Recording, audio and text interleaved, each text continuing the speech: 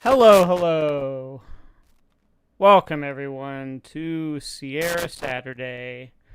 I'm back, and I'm a little late. I was finalizing some of my prep here. I've decided to go ahead and skip straight to the King's Quest V. I was going to do I had like this miscellany episode planned with like all the Hoyle games and Jones in the Fast Lane and all this stuff, but I decided this is going to be more fun. So, and there's a lot more to say about this game too, because this represents a big shift in, to a whole new era of Sierra. Hey, Kes Cortan and Bantuni, yeah, absence. King's Quest V absence makes the heart go yonder. That is what I'm playing today. Now, this game. Oh boy, this is another just stellar Roberta Williams design, and it's actually the first King's Quest I ever played. I remember getting it like at Walmart. It was like a Walmart or a Kmart in 1990 when it was new, when it was before the CD-ROM version ever came out. It was the disc version. And even then, at the time, as a 10-year-old child, I knew this game was bad. I knew something was wrong with it, and I remember being like, "Man, is something wrong with me? This is Sierra's flagship series, right? This is like what they're known for, but this might be bad." And it turns out, I was right. It's really bad. It's one of the worst King's Quest games. It is not as bad as Codename Iceman. I'll give it that. But nothing is as bad as Codename Iceman.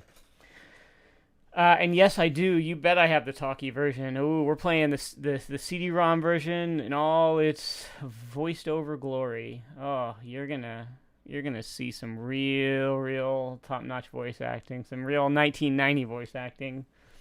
Back when the casting process went, hey, you over there in that desk, are you doing anything? Come here. We need you to record a voice. We need you to just say do like a fake Scottish accent and come here. Like we need a gnome, and that's how they rolled. Thank you for the follow, ErtB. And yeah, you do. Sometimes you do get some good voices out of that. You're right. And this game has some beautiful, terrible voice acting. So, a little history here. So this King's Quest V was the first Sierra game to use their new SCI-1 engine. That's Sierra Creative Interpreter 1, which was their next iteration of what the engine that they had used before. But this one was powered not by a text parser, but by a point-and-click interface, which, if you've seen some of my previous episodes, you've seen like the remakes of Leisure Suit Larry 1 and Space Quest 1, right? With that interface, it's that, you have the walk and look and action and talk icons, right? So they replaced all the typing with those. And as I've explained with pretty much every King's Quest episode so far, King's Quest is really it was always Sierra's like guinea pig series when it came to embracing new technology, new engines, new ways of doing things. King's Quest 4 was the first Sierra game to use sound cards, and it was the first game to use the SCI engine. And, this series bears that burden, and it also, it's the one that makes the most mistakes because it's the one that they always shipped their new stuff with before they had everything ironed out. And King's Quest V is just a stellar example of getting all the things wrong. I would argue that when you sort of look at the timeline of their releases for their parser interface games, they really struggled to get it right. It's like they forgot they didn't know how to design around that. And it really shows for the first few games, which are all almost all King's Quest, Leisure Suit Larry, King's Quest 5, Leisure Suit Larry 5, and Police Quest 3 are like the worst games in those series, and those were the first ones to use that interface. So they took a while to get it right, but once they got it right, it was really right, and they made a ton of excellent games. But this is not one of them. Now, this game originally came out, like I said, in 1990. It was the first Sierra game to use to be split into two versions. There was an EGA 16 color version and a VGA 256 color version. So they released them in two versions with like basically two completely different colorizations of each screen, because they were concerned that some consumers might not have the PCs that were capable of running these 256 color games. When did point and click get good with Sierra? I would say about 1992. 1992 was when they did. They did a few more of their remakes. Then they did the big one was King's Quest 6. That was a really good game. Also not designed by Roberta Williams, by and large. But they did, Quest for Glory 3, and then 1993 they did Freddy Farkas, Space Quest 5, Pepper's Adventures in Time. That's when they got really, really good. And then, and I should also say, a tail end of 1991. That's when Conquest of the Longbow came out, and that is one of Sierra's best games. But they were really rough for the first year. I would say, the way I remember it, I may feel otherwise when I replay it. I don't know yet, but I feel like Space Quest 4 got it. It did a pretty good job, and that was one of their early ones. That was their second game to use this engine, but King's Quest 5 was the first. Now, the CD-ROM version of this game, it actually came out in 1992. It was much later, and it wasn't Sierra's first game to have to use CD-ROMs or voiceovers and whatnot. The first one was the VGA remake of Mixed-Up Mother Goose, which had come out in 1991. So, and that's really the big thing to say about that franchise is it was Sierra's first game to use that technology, to use CD-ROM technology. But King's Quest V was pretty soon after, the CD-ROM version of it anyway. But yeah, I have the disc version, and I'm going to show you. Here, you tell me here. I'm going to show you just a few comparisons. But what I want to show you first here is the box. So this is the box that most people are familiar with. Okay, that's the sort of the main, kind of art, the main key art right there on that front, and it was their first big box. It was the first game to use like one of the bigger bigger size boxes. I'll show you in just a second. I'll show you mine, but there was a second box. People don't talk about this very much, but let me show you here. There's that box. What in the hell is up with this box? I've always wondered this, and I've never really seen anybody talk about it. That is the box that I own, and that's the box that I believe they sold this specifically in places like Walmart and Kmart because they wanted it to appeal to like families. They wanted it to be like, oh look, an experience the whole family will enjoy, right? But it is the dumbest looking box, just the dumbest box I've ever seen. And yeah, it looks like a group of people like getting roped into some adventure with King Graham, like you're going to go to Daventry with your dog or whatever. But it's such a weird, like I have it right here, right? Like, and see, they use like the kind of the thicker box because it came here. I'll show you. It came with like, a million discs. So here's like 10 3.5 inch discs, and then like 6 5 1/4 inch discs, and you had to. If I recall, you had to install this like it was on both sides floppies.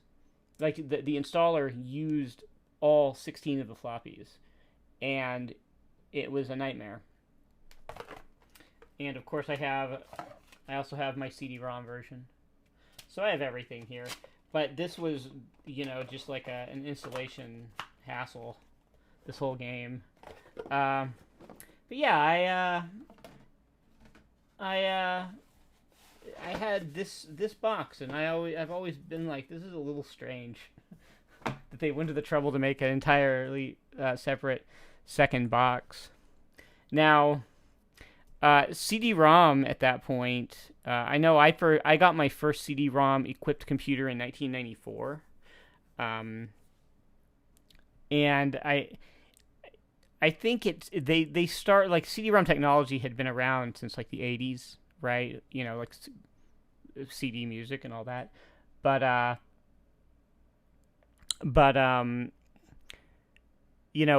CD-ROM based computer games started catching on in the early 90s, and Sierra was one of the first companies to really embrace that. And VGA, 256 color graphics, that was a standard that was introduced, I believe, in 1987. And it was very quick, like it was very widespread. And if you owned like a relatively recent computer at that time, you were perfectly capable of using VGA output. Like games that supported VGA. Like my old 286 supported it, which is what I played this game on. And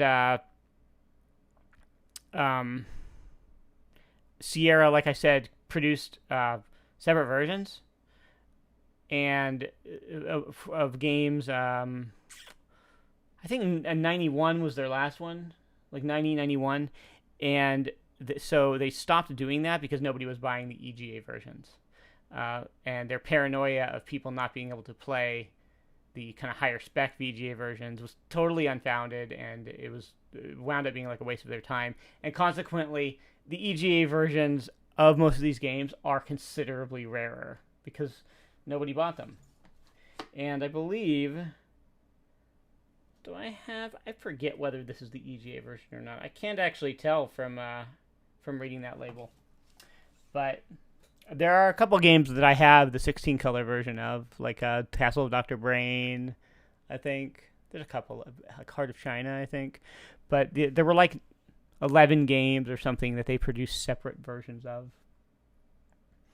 And actually, I'll show you, I'll give you a comparison here. There was also an NES version that came out for the NES in 1992. It was developed by Novotrade Software and published by Konami. And Novotrade, fun fact, changed its name to Appaloosa Interactive, and they would go on to develop Jaws Unleashed in 2006. And I can tell you from having reviewed that game that it is terrible, and you should never play it.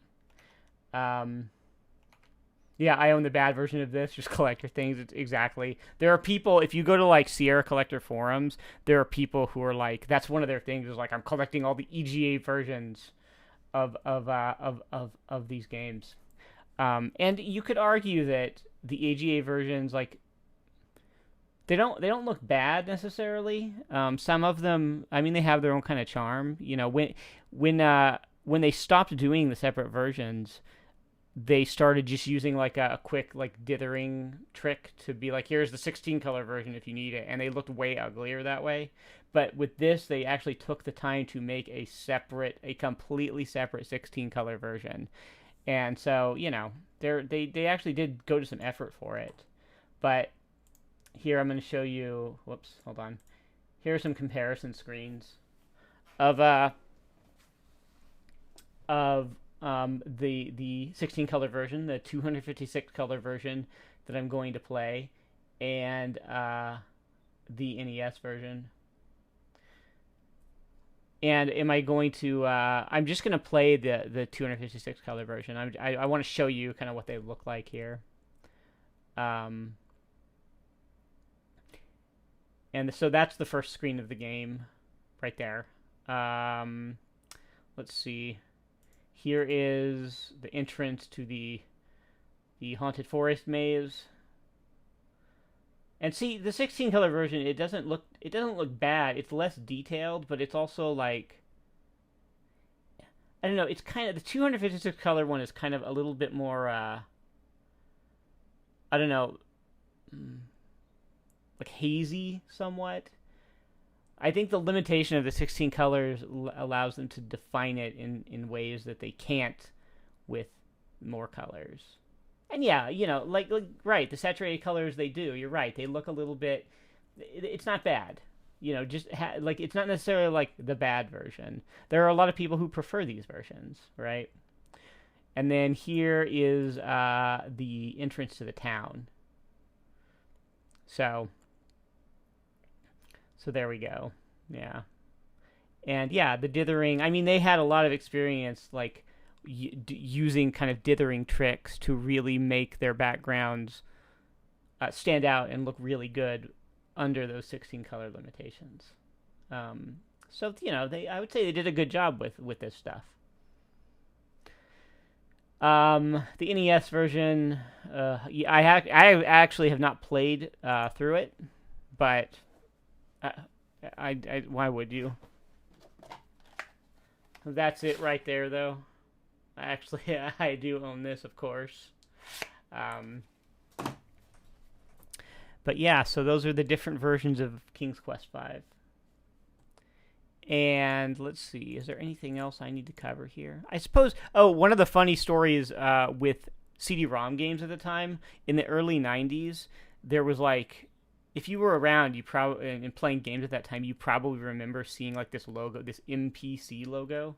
They had like this quote-unquote standard that it was just like a shorthand to be like, do you have the computer power necessary to play this game? So it was like, this game is MPC level 1 compliant or MPC level 2 compliant, which was just like a shorthand for essentially the system requirements that you see on the back of the box. But that was something that got abandoned pretty quickly. But Sierra, they would always be like, this is an MPC level 2 game. So,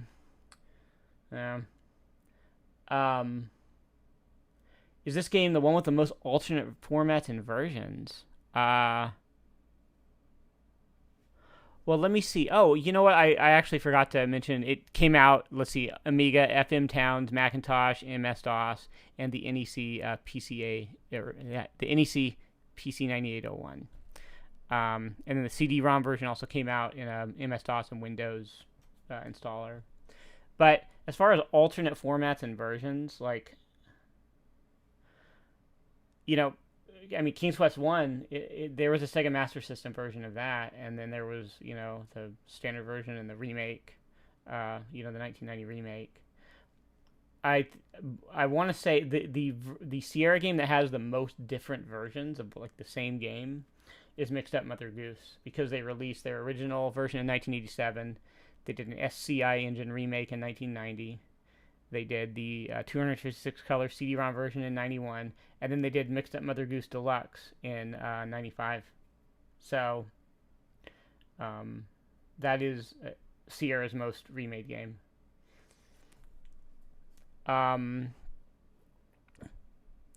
King's Quest V, yeah, it was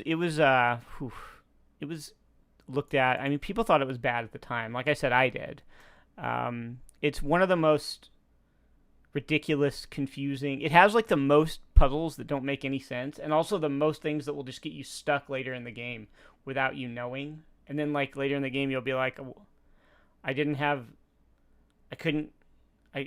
the fish hook to get the cheese, which I'm not making that up. And you'll be like, what was I supposed to do? And you won't know.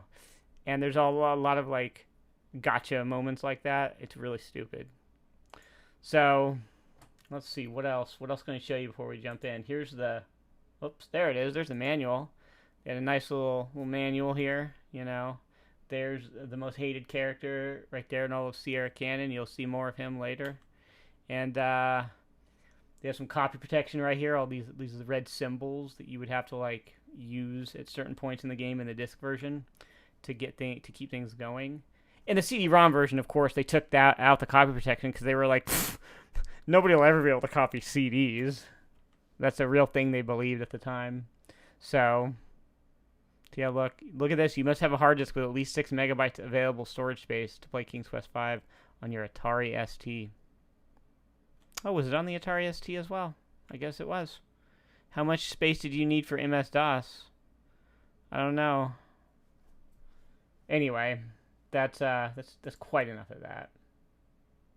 And that is not the owl from Ocarina of Time. No, that is nowhere near as cool. That owl, he's nowhere near as cool. Somebody asked earlier if this was the only weird different box for a Sierra game. It's not. And I wish I had it still, but I'll show you pictures of this when I get to it. But Gabriel Knight had a version that came in like this weird, like, double trapezoid box that fit together. It was just this weird box shape, and I actually owned that. And the box, at some point, because it's unwieldy, got like demolished, so I don't have that anymore. But yeah, that was definitely the era where there were like just bizarre shaped boxes for video games. So let's see. Why don't I actually play the game? How about that? What do you think? There we go. And we are going to be using the CD-ROM. We're going to be playing the CD-ROM version here with nice MT32 Roland soundtrack. And this is the first game canonically that had the Sierra, the opening, the Sierra jingle, as you're about to hear here.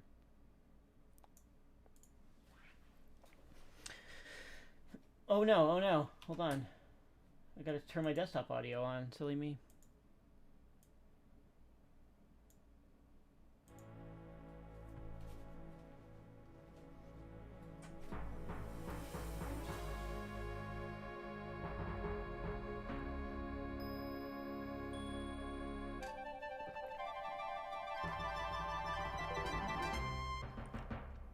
Have you previously played King's Quest V? And let me know if the audio is too low. I want to make sure everybody can hear this. All right, here we go. Here's the intro. And I don't have to... This cartoon contains material that may be necessary for information or clues to complete this game. Please be sure to check your inventory if you decide to skip. And you hear all that static in the background? Yeah, that's just the recording. That's not on my end. That's how it is. I like how I'm like, oh no, I want to watch the intro, and it's like, warning, please don't skip the intro. Do you want to skip the intro? And I don't have to narrate anymore. They're just gonna talk for me. Let's do this.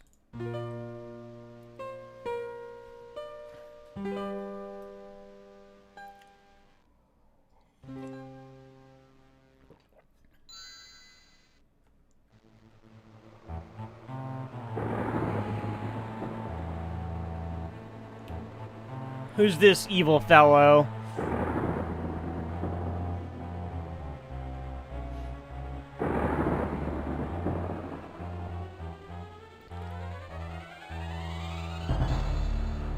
Do they record on portable walkie-talkies? This whole game sounds like it was recorded like in like a bathroom or something.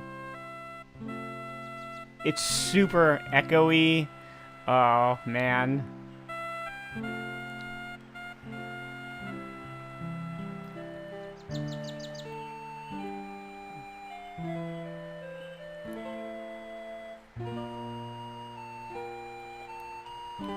Well, King Graham, monarch of the land, just walking around picking flowers. I'm glad he has so much time on his hands.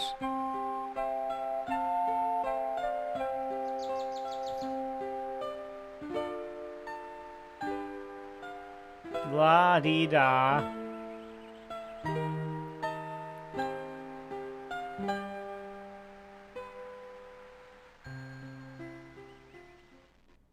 Yeah, without any guards, yeah.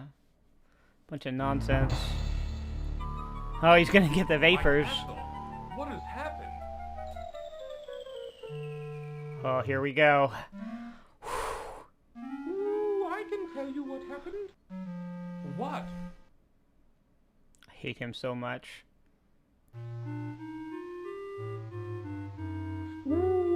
what happened to your castle. I saw it all, yes I did. You did? Well then, what happened?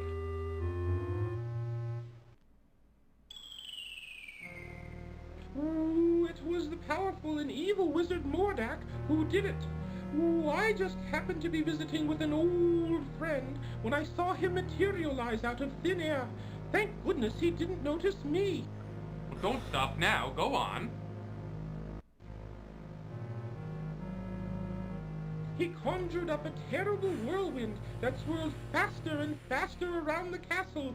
With another incantation, Mordak then caused the wind to draw the castle up into the sky and out of sight. Ooh, it was something to see, all right.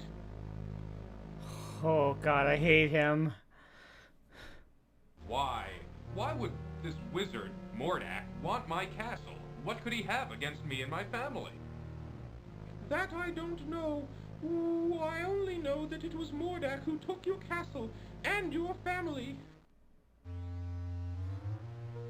Well, perhaps I can help you. My employer also happens to be a wizard, which is why I recognized Mordak. His employer? Unlike Mordak, though, my employer is a very good wizard. What is his job? His name is Crispin Arthur, but we all call him Crispin for short. The only problem is, you see...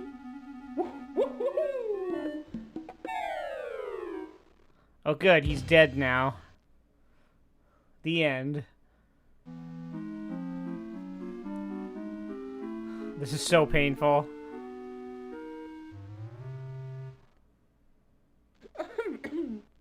Anyway, where was I? Oh, yes. The only problem is that Crispin is getting on in years and tends to be a bit forgetful. I don't know. This doesn't sound as if it would work. Oh, sure it would. Crispin is a very qualified wizard, one of the best. He just gets a little forgetful now and again, that's all. Now, where is it? Ooh, I know I brought it with me. Aha! Here it is. Oh God, What is that? I hate him. Well, it is my opinion that you don't stand a chance against the likes of Mordak. Ooh, excuse me for saying, Your Majesty, but you don't have a choice. You must come with me. I'm sure Crispin can help you.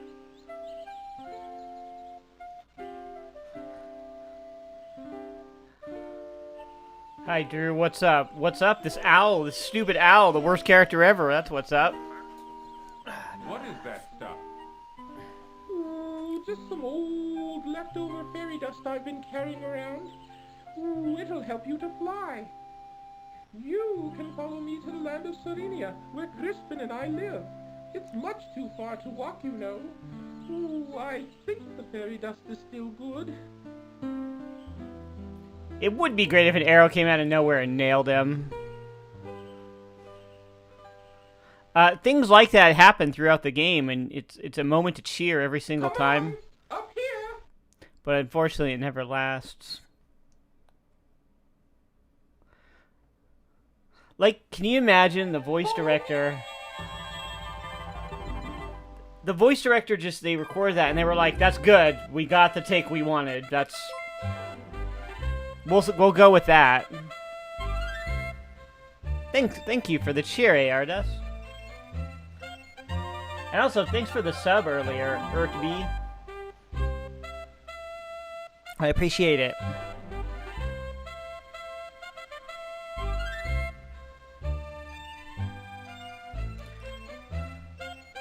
Oh boy.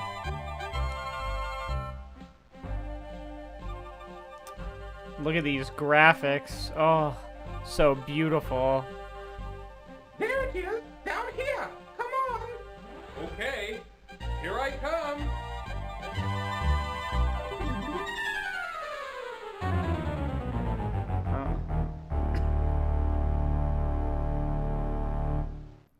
Actually, these were pretty good graphics for the time.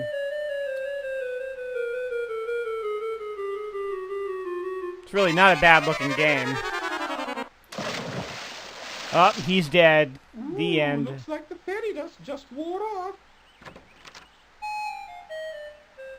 Hey, it's Cedric, Gandalf. where have you been? I've been calling for you. Why would you do that? Why would you not be glad he's gone? Well, what have we here?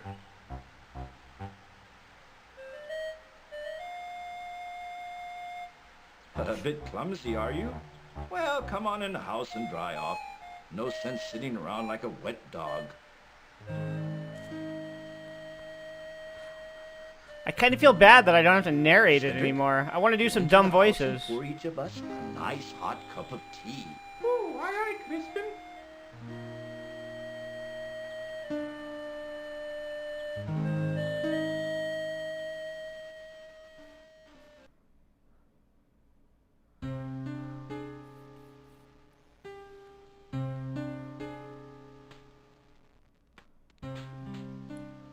The Society of Wizards has always taken a dim view of Mordak and his abuse of his power. Why, he's even been put on suspension a few times. It never seems to do any good, though. Listen to this wizard bureaucracy. Why would Mordak want to take my family or castle? What did we ever do to him? I'm afraid I don't know the answer to that. Your Mordak magicking a license very is suspended. Unpredictable wizard. You're gonna need to pay a I fine. never understood that evil mind of his. No spells for 90 days. I thought perhaps you could help His Majesty, Crispin. That's why I brought him here. Well, let me see now. I used to be a very powerful wizard at one time, you know. But I've gotten a little rusty lately. A little rusty. That's quite enough from you, Cedric. Oh, yes, sir, Crispin, sir. I still want to know what his job is. What does he get paid in? I don't know what I have that would be of much use to you. Most of my wizard stuff is pretty old and worn out. But let's see what I can find. Isn't Mordak like... Wasn't he like the villain on She-Ra?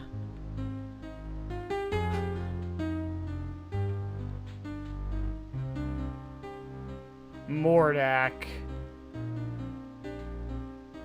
Totally not gonna grow up to be an evil wizard. Oh god, bird law? Is that what he does? Is that what Cedric does? He does, he does That bird won't law? do. That's all used up. It might work. Here, eat this. What is that?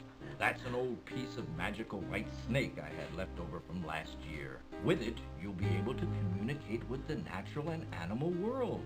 Oh I boy. find that quite helpful. Oh, I forgot this is how he talks to all the animals. Yeah, you talk to a bunch of My stupid old animals in this wand. game. It's terrible. I don't even know if it works anymore. Most of its power may be gone. You should know that wands are like pets. They've got to get to know you before they'll work for you. Just treat it with Name- care and respect, and hopefully it will do something for you. Name my next dog You Mordak? better get I don't going, my think boy. so. No telling what that confounded Morlack could be up to. You go with him, Cedric. Show him the way. Oh, Yes, you. Don't be such a coward. Oh, Go good. on. You'd better get started. Thank you, sir. I appreciate all you've done for me. He's sending Cedric with me. That's great. I'm glad to hear that he had a career change from wizard to professional torturer.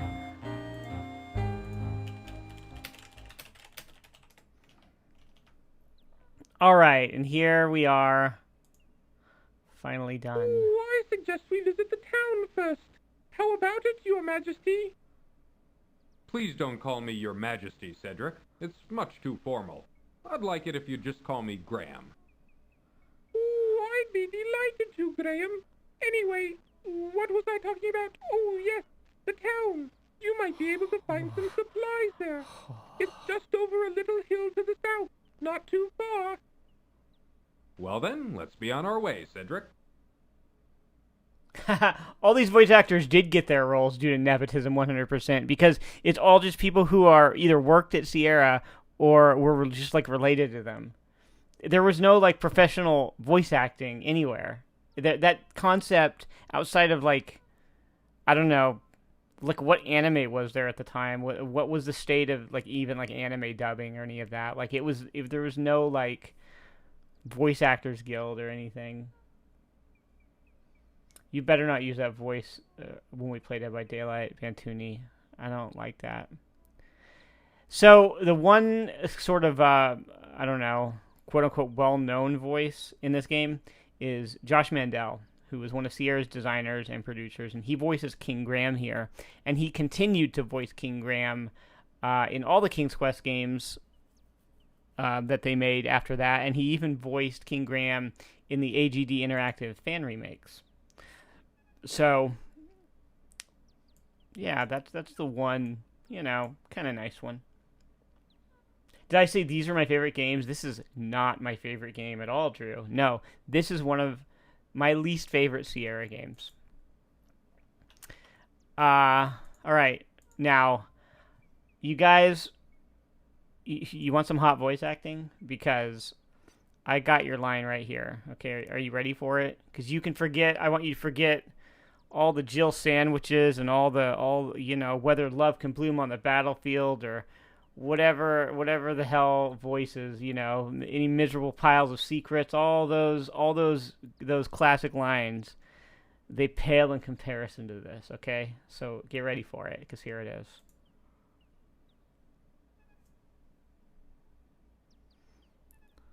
Graham, watch out! A poisonous snake! There it is.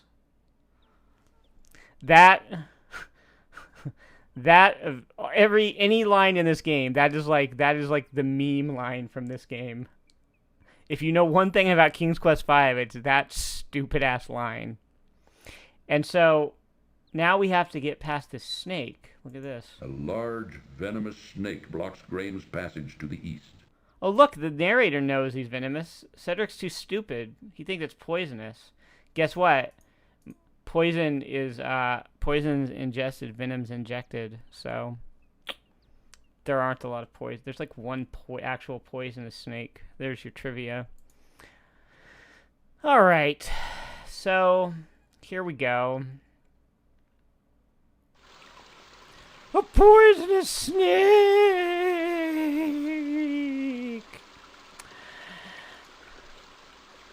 Also, he's useless. Hey, help me. Ooh, if you follow this road along the river, you'll come to the town bakehouse. You might find something delicious. I mean, useful there. Great, thank you. Thank you for that hint.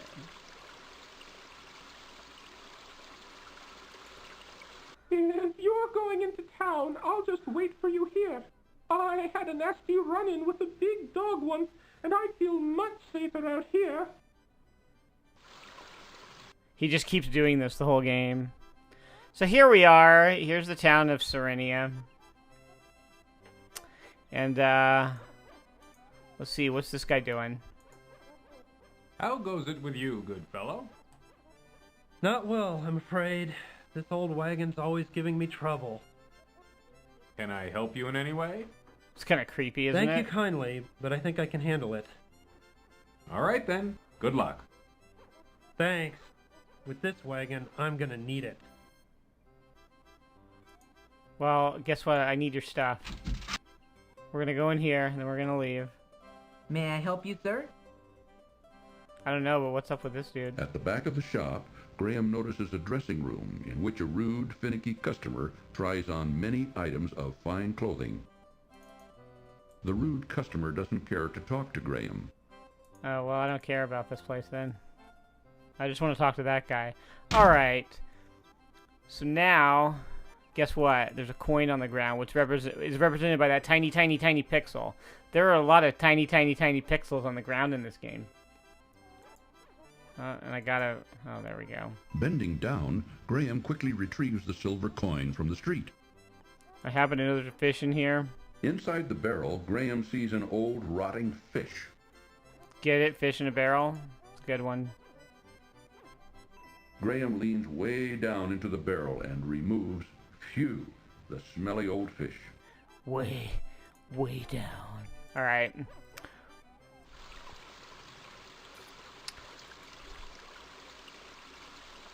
Let's just go exploring.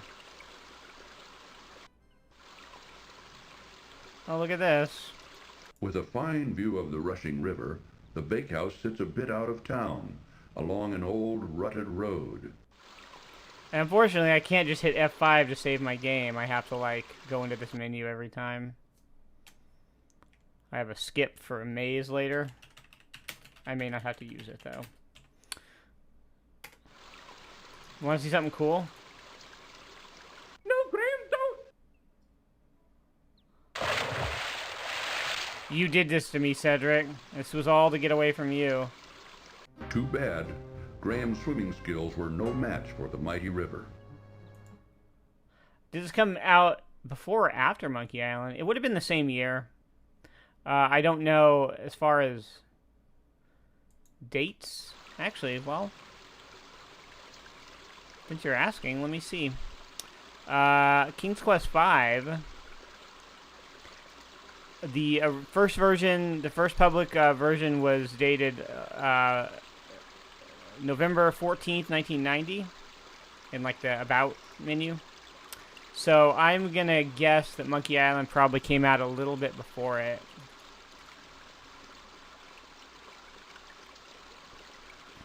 Ooh, I'll wait for you here, Graham. Oh, okay. And how is your poor dear mother doing, William? Oh, she hasn't been doing too well lately. But my brother and I help out whenever we can. Thanks for asking, Amanda. Austin, keep your fingers out of that pie. I think that's Roberta Pies Williams. look lovely. I think I'll take one. Yes, they were just made fresh this morning. Here you go. Yes, this will be a fine dessert for our dinner tonight. Let's go home, Austin.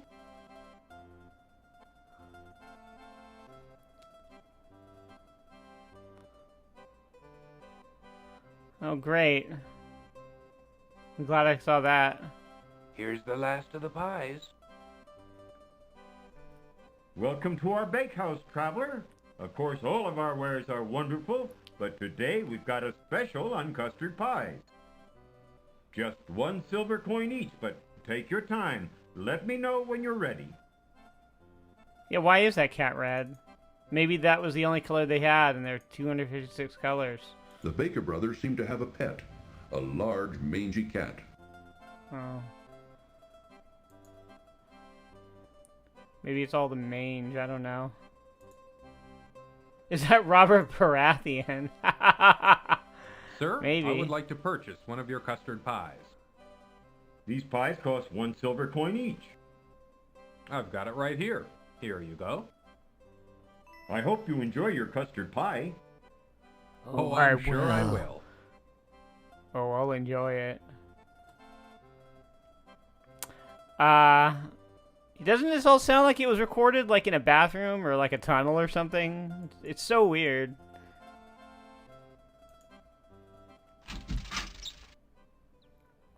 So the early game here consists of Graham walking around and helping a bunch of animals. More or less. Here's the inn. The swarthy hog inn.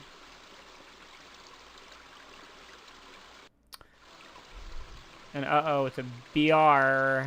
Ooh, watch out for the bear, Graham. Thanks. Thanks for the hint. I almost missed it. A large bear seems to be very interested in the honey inside the old tree. You might say he's very interested. Ah.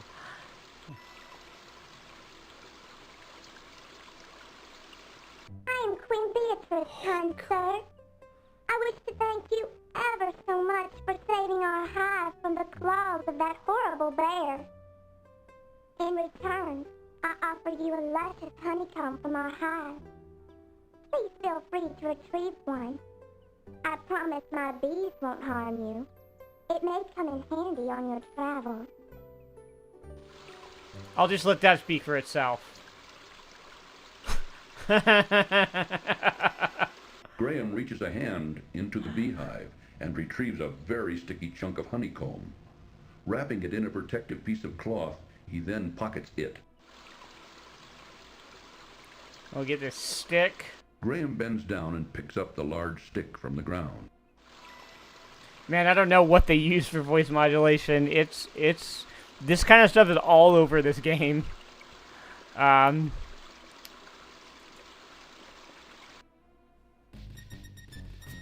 look out for the dog, Graham!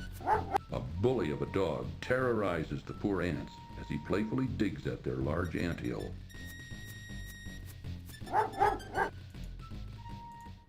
Here, does the dog kill me? Let's go see. Ooh, What up? Graham, that dog looks mean.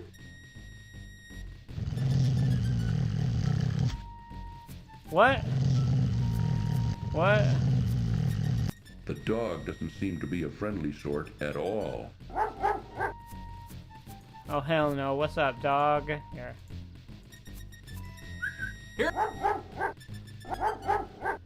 Here we go again. Allow me to introduce myself. I'm King Antony the Great. May I ask who you are? You get it, King Antony? Why, certainly. I'm King Graham of Daventry, and this is my friend Cedric. We're seeking a way to cross the Great Mountains to the ocean on the other side. That is a very perilous undertaking. I wish you would reconsider. But if you shall not, in return for rescuing our home from that flea-bitten cur, I wish to offer you our help, if perchance you may ever need it. Thank you very much, King Antony. Cedric and I appreciate your kind offer. We look forward to meeting you again. Good talk. Here, let's save the game, because I'm about to go into the desert, and the desert's a big maze.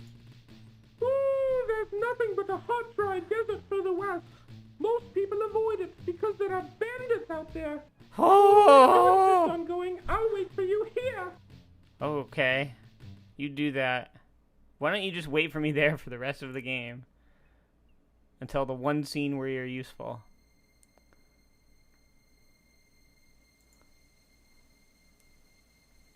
So this is this is a giant maze, and there's like there's a bunch of different oases scattered throughout it, and if you walk too many screens without drinking, Graham dies of of thirst. And so you had to make a map, and it was like a trial and error thing where you had to map out the whole desert and kind of figure out where you were supposed to go and where everything was. And yeah, you are a king. You are playing. Yeah, I'm a king. He is a king who, in fact, has an infinite a chest that gives him infinite gold. I don't know why he never uses it for anything in the entire series. But, yeah. Ah, life-giving water. Nectar of the gods. Graham can now feel strength and renewal flowing through him. How hard is it to tell screen transitions in the desert?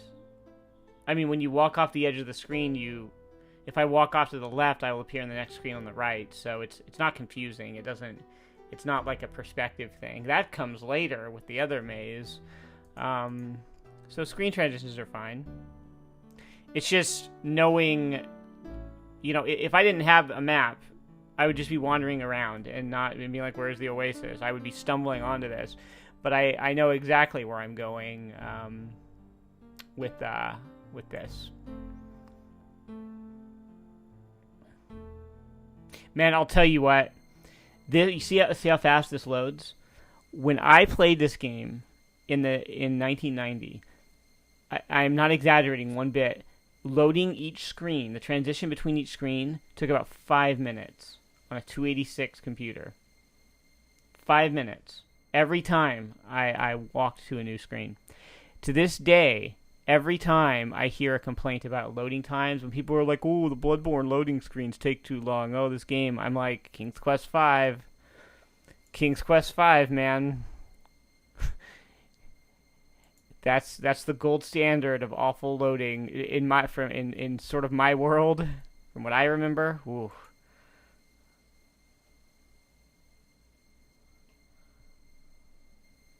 Yeah, this is kind of Lost Woods-ish, although you just get really, really lost.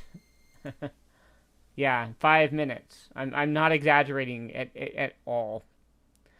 It's pretty bad. So now I need to hide behind this rock.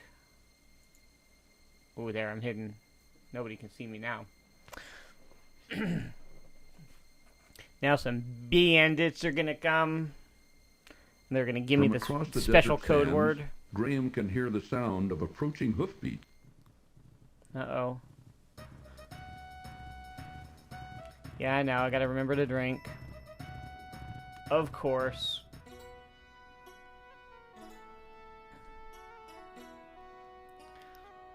Open sesame! Never would have guessed it. Such a non-obvious code word.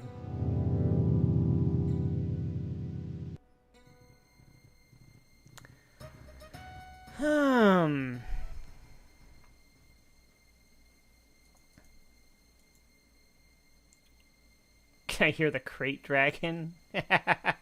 Ah, life-giving water, nectar of the gods. Graham can now feel strength and renewal flowing through him. Oh, forgetting to save? Oh no, that didn't happen back in these days. Oh no, you saved. You kept as many saved games as the game would allow you to. That's a lesson I learned early with Sierra games.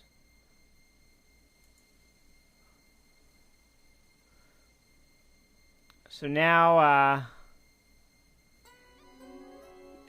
Uh-oh. A picked clean and sun-bleached skeleton lies in the sand of the hot, dry desert. What happened? Who can say? But it makes Graham uneasy nevertheless. What happened? He walked too many screens without drinking. An old shoe lies forgotten near the poor skeleton. Save early, save often, yes. And you have to get this shoe, otherwise you won't... You'll miss a quote-unquote puzzle later in the game and won't be able to get another key item unless you wander upon this shoe in the desert. So you had to make a map of this back then. Uneasily, Graham reaches down and removes the old shoe from the desert sand.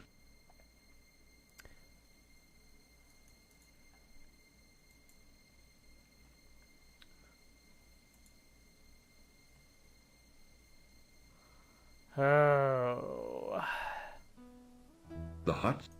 Oh, it was going to be like, oh, the hot sun. I accidentally skipped it. But it's giving me the warning, like, you need to drink soon.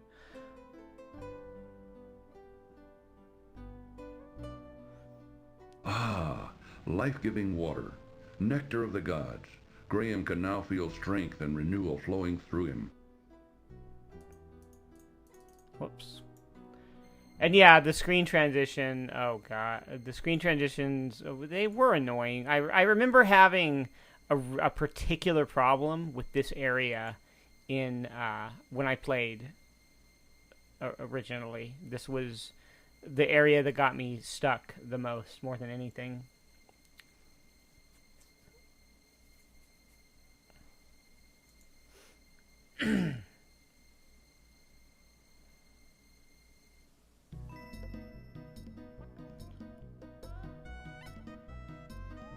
Alright, we need to save here. Drink some more water. Ah, life-giving water, nectar of the gods. Graham can now feel strength and renewal flowing through him. Dude just walks up to this bandit camp and starts drinking their water. Nobody sees him somehow. Overhearing loud music and drunken laughter from within the larger tent, Graham guesses the bandits must be celebrating their latest plunder.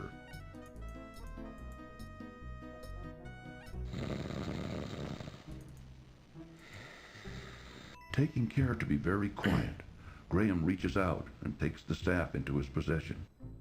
Oh, the staff of Ra. Who are you? Whoops. A spy! That wasn't a very smart move for Graham to make. Whoops. Now I gotta go drink the water again. Ah, life-giving water, nectar of the gods. Graham can now feel strength and renewal. Yeah. Just drink the water. I guess I need to walk around him.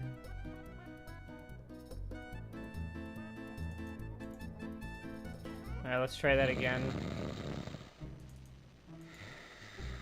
Taking care to be very quiet, Graham reaches out and takes the staff into his possession. Let's make a new save. There we go. Alright. I'll get out of here.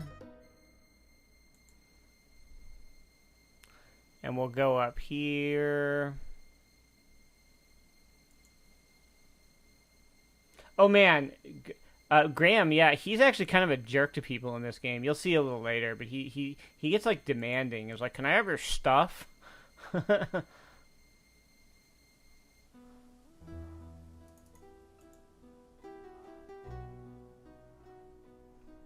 Ah, life-giving water, nectar of the gods. Graham can now feel strength and renewal flowing through him.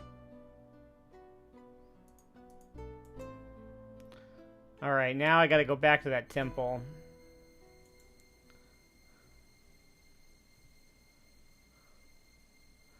And, use the Staff of Ra to find the Well of Souls, where the Ark of the Covenant is kept.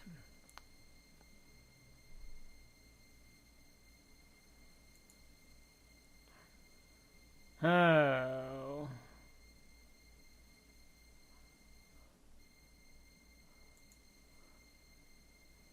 Oh, that's a little bit, Canyon of the Crescent Moon, too, I guess. Alright. Definitely going to save my game here. Because this... oh, you'll see. Open sesame!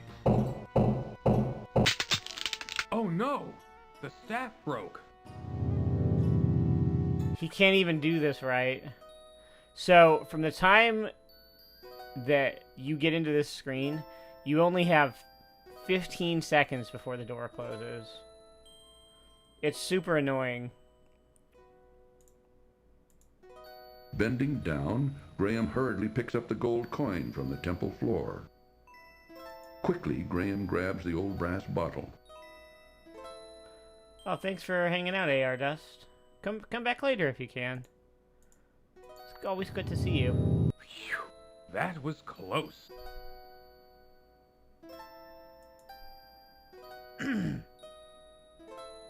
Oh, this makes you wish I was playing the Indiana Jones games. Those are good games, too. Fate of Atlantis, it's one of LucasArts' best. Ah, life-giving water, nectar of the gods. Graham can now feel strength and renewal flowing through him. Great. That is fortunately the last time I have to feel strength and renewal flowing through me, because now we're done with this dumb desert. Oh yeah, if the door closes, it's just a death screen. Yeah.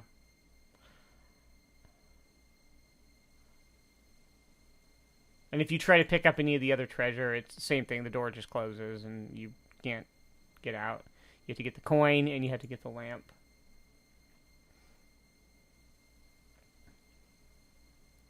The hot sun and choking sands are taking their toll on Graham.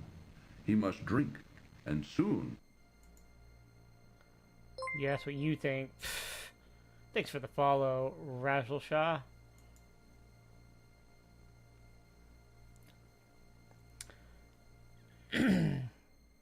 Alright, now we're done with this boring part. Oh, Graham! Oh! Well, there you are. I was just starting to get concerned. Don't worry about me, Cedric. I'm used to this kind of thing. Ooh, keep your eye on the gypsies, Graham. I don't trust them. Oh, great, he's racist, too. Cool. I have a racist owl friend. Here, let's give these guys some money. You may see Madame Mushka now. I'm pretty sure that is also Warning, Josh Mandel. This cartoon contains material that may be necessary for information or clues to complete this game. Please be sure to check your inventory if you decide to skip. Yeah. Oh, you are here to see Marimushka, no? Well, come closer. Sit down.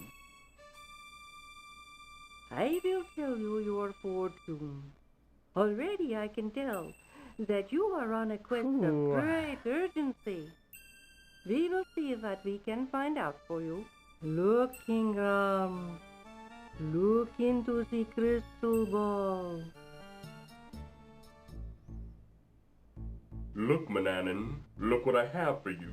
Take a good look at what you did to my brother, Alexander. Because of you, he's doomed to spend the rest of his days as a cat, and there's nothing I can do about it. But you can do something about it. Since you're the one that did this to him, you're the only one who can turn him back again. Back to the wizard Manannan. Alexander! I don't know how, Mordek. I'm not a wizard. I just happened to stumble across some magic spells and accidentally turned your brother into a cat. I didn't mean it. Please believe me, Mordek. I don't know how to turn him back into a wizard. He's not a wizard. Remember? You're holding out on me, little man. Remember King's You're Quest taking 3? advantage of my good nature, but not for long. If I don't get a change of tune from you soon, I'll feed your family to the cat, starting with your dear mother. Remember what I said. I'll only give you a little more time to decide before your family becomes cat food. That is all. But I see that your mission is very dangerous indeed. I will give you something to help you. Here, wear this. It is a magic amulet. It will protect you against all but the most powerful magic. Good luck, Ingram. Be careful. That Mordek is a bad one. Thank you, Madam Mushka. Him, bad man. Me, good man. Oh, so yeah, that was the, oh, can I talk to the cow? What up, the cow? The ox's mouth is too full of grass to even attempt a conversation with Graham. Whatever, ox, cow, bovine. Alright, let's see. So, for anybody who didn't see the King's Quest 3 episode, in that game you play as Graham's kidnapped son, Alexander, who is being held captive by the wizard Manannan. And during the game, you use a magic spell to turn him into a cat. So this, as we see, is a revenge story. The guy's like, "You turned my brother into a cat, I'll steal your whole family." Because this dude somehow knows how to turn him back. I think these wizards are all dumb. Look at this tree. Look at this dumb tree. Miss Willow? Yes? You can talk? Why, of course I can. What did you expect? Well, I've never seen a talking tree before. What's wrong? Everything's wrong, can't you tell? I'm not really a tree. I'm really a princess. You see, my fiancé and I were walking through this wood when a nasty old witch came along and was instantly charmed by my handsome prince. When he naturally refused her advances, she jealously banished him to a faraway land and turned me into a tree. Then she stole my heart. Stole your heart? Yes. She turned my heart to gold and took it away with her. The only way I can become human again is to have my heart brought back. Now, all I have to cheer me up is my harp. It's quite magical, you know. It plays the sweetest music you've ever heard. Now please, leave me alone in my sorrow. Yeah, this tree is kind of mean. She's like, she doesn't even like thank you when you save her. Spoilers, you have to save her. And yeah, this story, absolutely, this story is taken. Absolutely, 100%, yeah. Graham's like, I have a really specific set of skills. I just take all the stuff that I see on the ground that's not nailed down, and then sometimes it's useful. And I have this owl friend. I'm gonna find my family. Alright, let's see. Let's save the game, because we're going into the stupid forest. Oh no, not the forest, Graham! Oh no! Come on, Cedric. There might be something important in here. Go if you want to. I'll wait here. Oh, good. I should just keep going into dangerous places. Makes him leave me alone for a few minutes. The magic amulet begins to glow softly as Graham slips it over his head. He then carefully tucks the amulet into the front of his tunic, hiding it from sight. Alright, now this forest is like an annoying sort of semi-maze. Oh. To Graham's great relief, it appears that the witch's magic has been stopped by the amulet he is wearing, just as Madame Mushka said it would. What's up, lady? What are you doing in my forest, young man? Don't you know you're trespassing? Oh, I didn't know this was a private forest. Do you own it? Oh, he's so mean. Of course I own it. It's mine. And what did you do to my magic? Huh? I don't think you need to know. Now tell me something. How does one leave this confusing forest? I'll never tell. I'm afraid you're stuck, dearie. Now you're my prisoner. We'll see about that. Yes, won't we? Oh, well, guess what? I have this bottle that kills her. What's this? Oh, yeah, I'll just trust this and open it, yeah. I'm a smart witch, yes I am. Freedom at last! Now you spend the next 500 years in a bottle.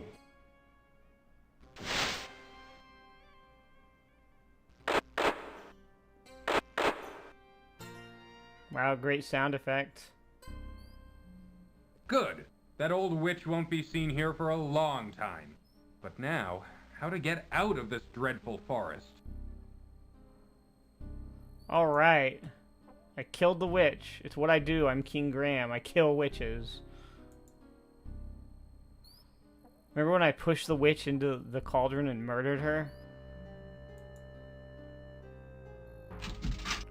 Let's go break into this one's house now.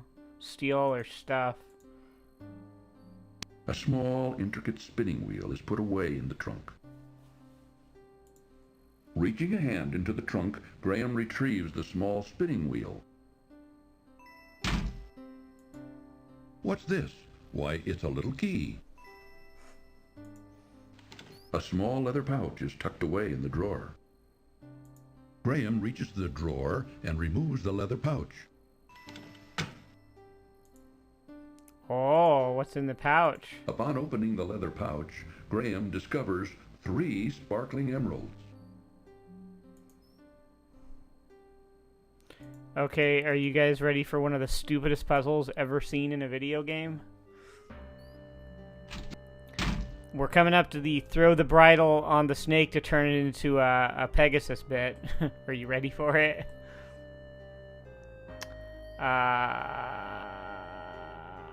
Actually, wait. No, that's not right. Well, it's almost. We're almost there.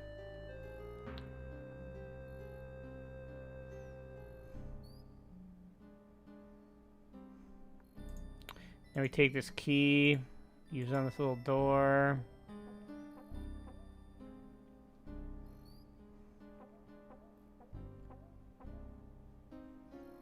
Graham finds that the little key fits perfectly in this lock. Graham is charmed to find a little golden heart inside the door of the twisted old tree. Oh, well, there we go. Reaching into the little door of the tree, Graham extracts the little golden heart. Great. Now I will go sell it for money.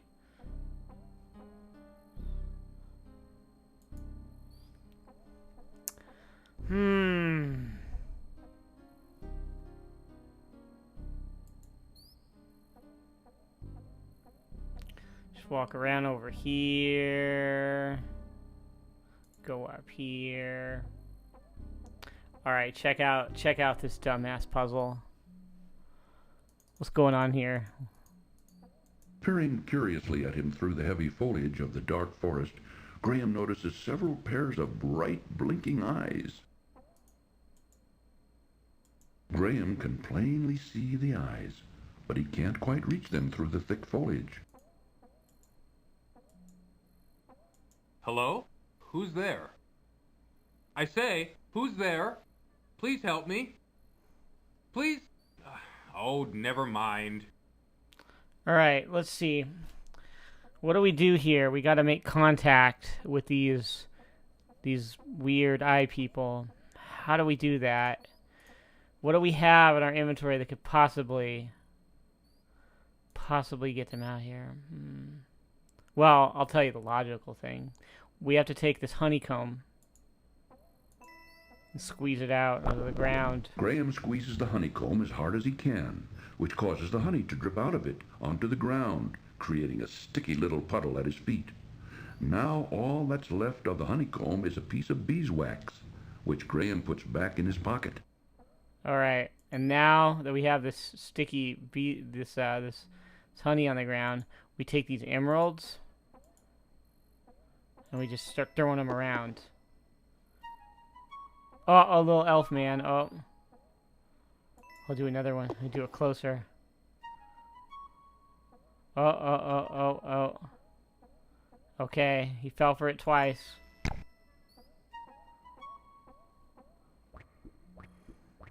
That's a puzzle in this game. Yep. Please, let me go. I beg of you. Why should I do that? What will you do for me? I'll show you the way out of the forest, if you let me go. How do I know I can trust you? I give you my word. An elf never breaks his word. Well, it's against my better judgment, but okay. He just goes along with it. Move over, Rocky. You're in our way. Sorry.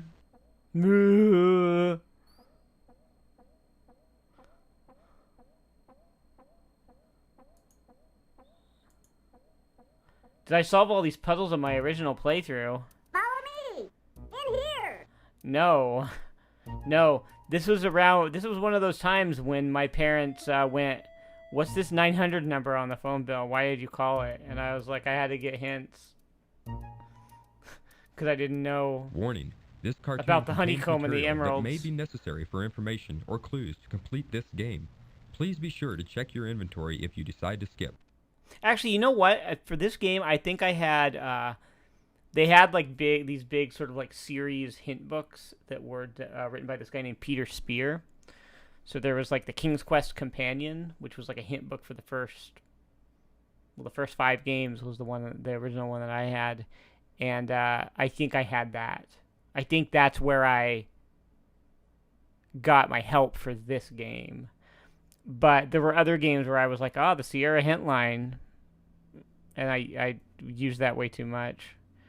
But yeah, how would you ever solve that? How would you know? How would you be like, I'm going to squeeze some honey out onto the ground and then use some emeralds to lure them out? Why would you even think there was a puzzle there, like, that you needed to solve? It's so stupid.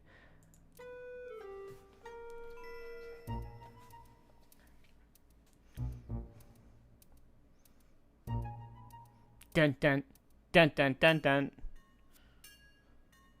Oh look, it's Santa's workshop.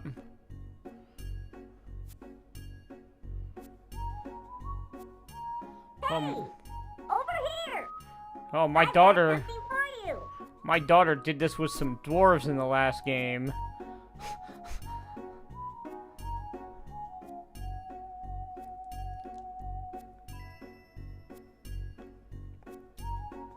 I never take anything without giving in return. For your generosity in giving me those exquisite emeralds, I give you my finest pair of shoes.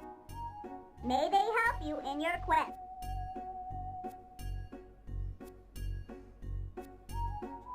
Follow that passage over there. It's the way out of the dark forest. Thank you very much for all your help. I'm sure I'll be able to find a use for these fine shoes. Yeah, like maybe wearing them? Maybe comfortable feet is, you know, that's a good thing to have in life. I don't know. I'm just saying.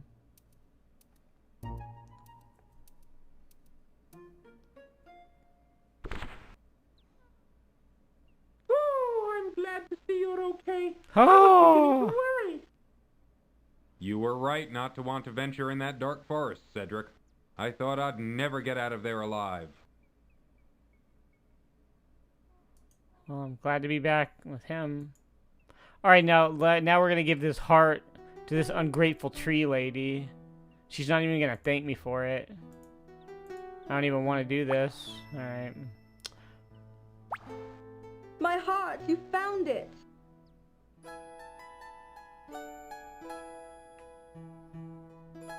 I don't need this old thing anymore. Get this. Look at me, I'm a princess again. Get this goddamn harp out of here. Alicia. And how he just shows up. Where was he? He just happened to be walking by? Where have you been all this time, my love? Oh, darling, just take me home. I'll tell you on the way.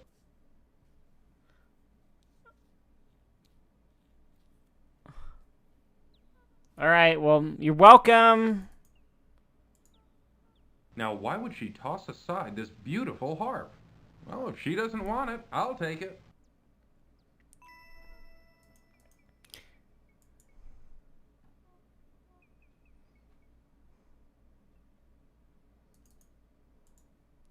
Oh, what have we here? Not seeing the tamborine's owner, Graham bends down and rescues it from the ground. This would have been where the gypsy wagons were. So they've left. And they left a tambourine there. I bet you could never guess what that tambourine is used for. I'll give you a hint. It's something stupid. This is your wife's favorite game? Is this the only game your wife has ever played?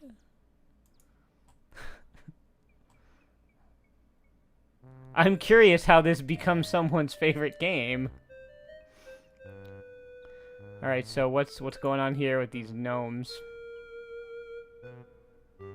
Graham attempts to speak to the young gnome, but the boy seems to be very shy and doesn't answer. Excuse me, sir. Oh, I'm terribly sorry to bother you. I was just noticing your son's marionette. It's very interesting. Where did you get it? It's grandson, not son. And I made it for him. Why do you care? Scrooge McGnome over Just wanted here. to comment on its artistry. It's very well done. I don't suppose it could be bought. If it could, the price would be very steep. I reckon you couldn't afford it. Now, leave me and my grandson be. So now you basically have to play a game of figure out what items to give to the right people. Because at this point, right now, I have what I need to get past the snake and go down the mountain path. But if you leave without everything you need, and the game never really tells you whether you have everything you need or not, but if you leave without everything you need, you just get stuck later on. Where did you get this? I thought I had lost it. Oh, is it yours? I found it in the old witch's house in the dark forest. So that's where it got to. The old hag took it, eh? You know, this ain't an ordinary spinning wheel. It's not? Well, what's so special about it? Why, this spinning wheel can spin straw into gold, that's what. Except you gotta know how to use it. I doubt even the witch could figure that out. Thank you for bringing it back to me. Yeah, didn't I meet you 3 games wait, not so fast. four games ago? How about that marionette? Don't you think the price of the spinning wheel is worth at least twice that of the puppet? I'd love to have it. Yeah, I guess so. Boy, give that marionette to the man here. I'll make you a new one. Come on, boy. Let's gather up some wood for a new puppet. Thanks for the bits, Mavmia, and for the sub, Fox Check. And yeah, you get all the items, and then you have to trade them for other stuff in town. So like, you give the marionette to the toy maker, he gives you a sled. You give the boots to the cobbler, he gives you his hammer. And then there's the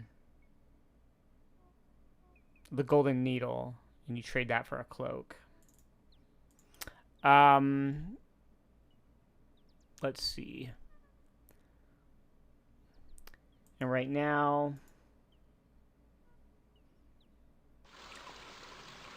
I'm actually gonna, before I do that with the haystack, there's something else I'm gonna do first, because there's a crash that can happen with that haystack. And there's something really stupid that happens here. This is another, over here is another really cruel scene.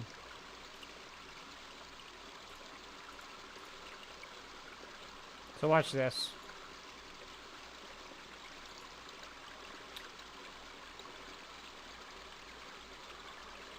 Suddenly, frantic squeakings alert Graham to a mangy cat chasing a terrified rat.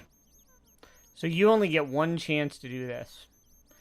This rat comes across the screen with a cat chasing it. If you do not get rid of the cat on this one try and save the rat, you cannot complete the game. And you only have a couple of seconds to do what you need to do, which is throw this boot at the cat. But it's one of those cases where if you don't do it, you're stuck, and you don't really know you're stuck until later. And you don't even know how you're stuck, because you'll see. It's pretty dumb. Oh, thank you, good sir. You saved my life.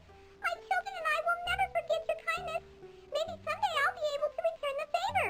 Oh, I hear my children calling. Goodbye, until we meet again. I believe that's Roberta Williams again. She does a few voices in this game. Whoops. So, right, yeah, a lot of this stuff, I mean, I had a hint book, like I said. There's stuff where it's just, you can't, how would you figure this out? It's a bunch of nonsense.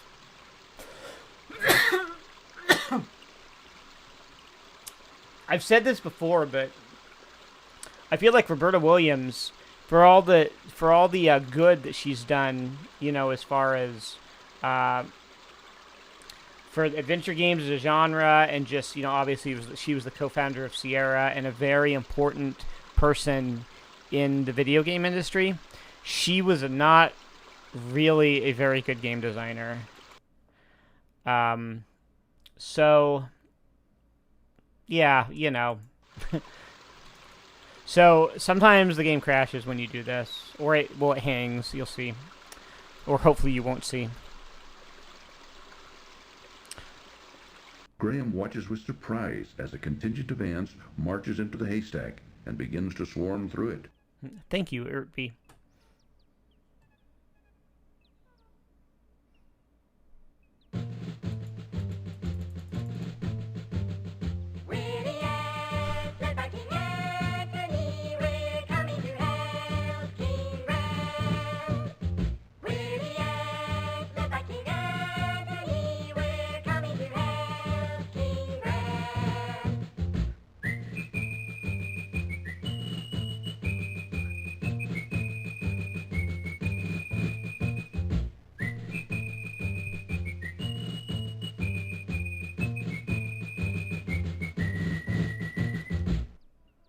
I'm glad to see there was a way that we could be of help to you. It didn't crash. Look here. We found a golden needle in the haystack. I'd like to present it to you. Perhaps you can find a use for it. Why, thank you, King Antony. I'm honored. Good luck in your travels, King Graham. And be careful.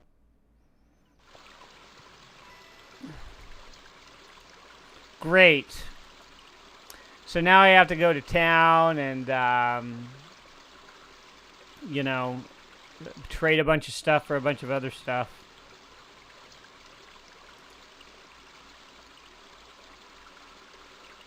Yeah, that's quite the song, huh? That's some real Howard Ashman Disney caliber stuff.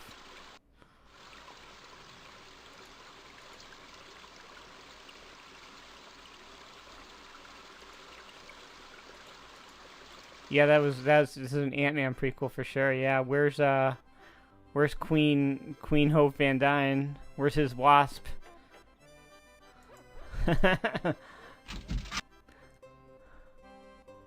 All right, back to here. May I help you, sir? What does he have to say? Let's see. Oh. I'm interested in buying something here. Ah, let me show you some things. He's just interested in buying something. He doesn't know A fine piece of cloth. With this material, I could make you beautiful shirts. There isn't a more beautiful piece of fabric to be found anywhere. With this, I could make you the finest trousers you've ever had. Well, what do you think? Well, right now I'm just looking. Thanks anyway. Sure. Whatever you say. I'm just here to help. Alright. Not really sure what to say about this guy. Here, whoops. We give him the needle. My golden needle. Wherever did you find it? It was in a haystack by the country inn. By the inn? Oh yes, I remember visiting there not long ago. Oh, vulgar man, that innkeeper. He has no scruples at all. Well, I'm glad to see you've got your golden needle back. I wonder, could you possibly see fit to give me that wonderful cloak in exchange for it? What was this guy doing at the inn? The cloak? He lives here. Well, why not? It's yours. For the price of a golden needle. Thank you, kind sir. I'm sure it will help me on my travel. I'm sure it will. Good luck. Au revoir. Now I've got this awesome I don't fancy like cloak. this at all. Oh well. Good talk. Alright, now we gotta go over here. If they were to make a major motion picture of King's Quest V, who would play Graham? Look around. Let me know if you're interested in anything. I think if they were going to make a motion picture of any King's Quest, I would want it to be in sort of the style of the remake, well, not the remake, but the one that the Odd Gentleman did, the episodic series. Bruce Campbell in his prime. I don't know if Bruce Campbell necessarily has the right... maybe he has the right attitude for Graham in this game, yeah? He'd be like, hey, give me that cloak. How much for that? Though did you get this wunderbar marionette? The craftsmanship is excellent. Well, I don't know if you'll believe me or not, but I got it from a little gnome. I must have it. Can I buy it from you? Actually, you may have it if you'll give me the sled in trade. Why, of course. But I must tell you, I think I'm getting the better deal. I can always make another sled, but finding another marionette of this quality... Ich weiß nicht. So, can I have the sled? Yeah, take it, it's yours. Is this what Santa Claus does the other 364 Thank days of the year? Thank you very much. I think I'll find this sled very useful. Is this actually Santa's toy shop? Enjoy it, and danke for the marionette.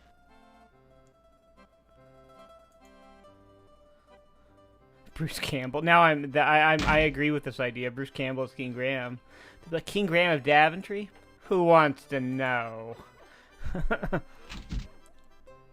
He'll just grab the wand and be like, groovy. Take a look around if you want, but we don't have any shoes to sell you right now.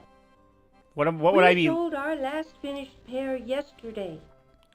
Our business ain't doing so good anymore, and we're getting too old to keep trying. Well, none of this adds up. Is there up. anything I can do to help? There ain't nothing you can do, short of buying us out. But like I said, if you want to look around, feel free. Okay, thanks. Okay, first of all, did I just wander into Michigan? Second, if you just sold your last pair of shoes, it sounds like business is booming. And third, why have you invited me to look around? There's nothing here. I'll pet your dog. This old dog doesn't appeal to Graham. What? Graham's a monster, then. Yeah, listen to her. She's like, oh, we got this. We just sold our last shoes. We're not doing so good. Oh, you look around, son, if you want. What have we here? Mama, take those shoes from the young man. Let me see them. These are the finest pair of shoes I've ever seen. The leather is soft and pliable, yet sturdy. The craftsmanship of these shoes are superb. And Mama, look at the solid gold buckle. Why, I could retire from the sale of these shoes. Then the shoes are yours. I don't think I could find a better use for them. You are a god-fed young man. How can we ever repay you? You don't need to repay me. Just knowing I helped you is enough for me. No, give me something. Well, it ain't much, but it's all I've got to give. Here, take my cobbler's hammer. Perhaps you can find a use for it. Since I'll be retiring, I won't need it anymore. Thanks to you. Why, thank you. A hammer could be very useful on my journey. Yeah, I could use it on that stupid owl. Take care, young man. We'll never forget this. That's right, son. We'll finally be able to retire in comfort. You'll be in our hearts from now on. Come on, Mama, let's go home. Let's celebrate our good fortune. Alright. Well, this is all mine now. Here, what's this? The old shop is empty now that the shoemaker and his wife have retired. What's this painting? Was it worth something? The old shop is empty. No, okay, well, screw this. Alright, we have everything we need for a perilous journey into the snow. I think. Oh wait, no we don't. There's still one more thing I have to do. I forgot I have to go to the inn. Whoa! Not the inn! Oh, I have a bad feeling about the inn. Whoa!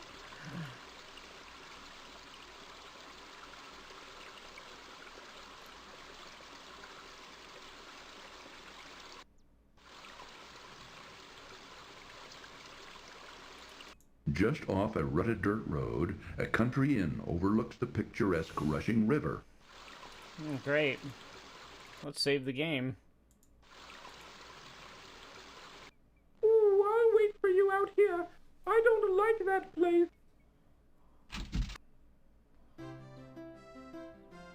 The dog is just out of Graham's reach.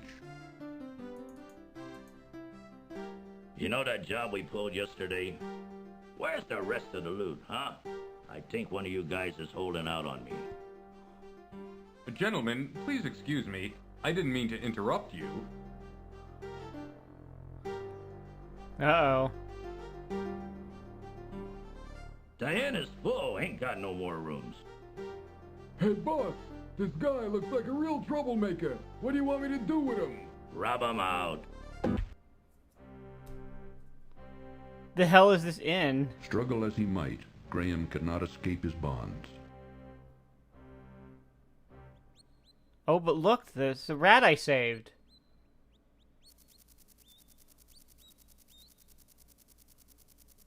Yeah, that is a very strange business. I told you I'd repay your kindness when you saved me from that horrible cat. Good luck, friend. Thanks, Ratberta Williams. So, if you didn't save the rat, you would not even... It would just be like, struggle as he might. Graham could not free himself of his bonds, and then you would die. So you would have no inkling of, like, what you were supposed to do there. It's friggin' stupid. Yeah, you just walk into the inn, and the guys were like, yeah, I think we better bash this guy upside the head. What do you think? Like, Graham maybe sits down and picks up the sturdy rope from the stone floor. Maybe I just wanted to rent a room? I don't know, you know. Makes sense. Now I use the hammer on the door. Using the cobbler's hammer, Graham pounds on the rusty padlock until it breaks apart. And yes, I did give the tree lady her heart back.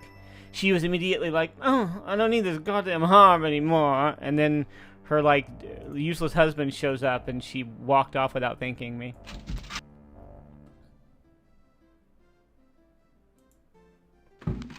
Inside the cupboard, Graham sees a large, juicy leg of lamb.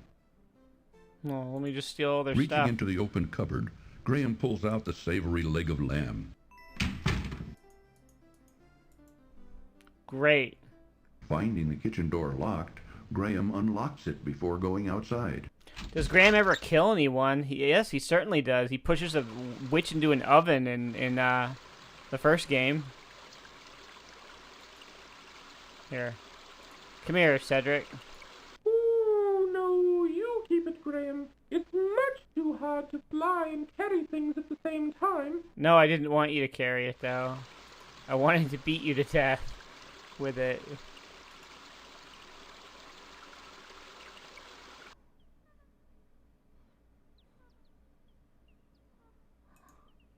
Oh, good, I've helped all these forest folk. Now it's time to leave. So now I have to get past that snake that's blocking my path. How do you think I would get past the snake? Just imagine. Here, look. See my items? I have a key, a pie, a harp, an empty bag, some beeswax, a leg of lamb, a rope, a hammer, a cloak, an amulet, a wand, a sled, and a tambourine. How do I get past the snake? What do you think? What's the logical thing? Well, actually, I don't need to save my game. Guess what? Yeah, I don't have a bridle, unfortunately, or else that would definitely be the solution. Roberta Williams has an issue with puzzles involving snakes, I think, because that's how we do it. Begone, you slithery varmint! Scat!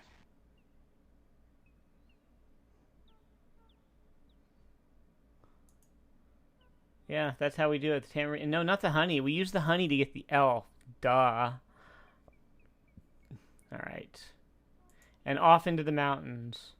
Oh no! I don't like the snow! A few hours later... Alright, now let's put on our fancy cloak. Graham dons his warm cloak for protection against the freezing mountain air. Alright. And now I will save my game here.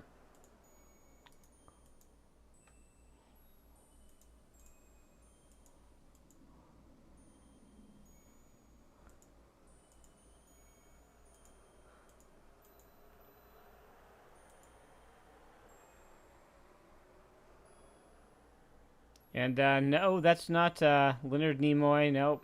Not narrated. The narrator, I forget the narrator's name, but this was like the only thing he ever did. So it's one of those, hey, Sierra employee, come over here and do this kind of situations. That's how they did all their voice acting. Graham notices his stomach beginning to rumble with hunger from the exertion of the mountain climb.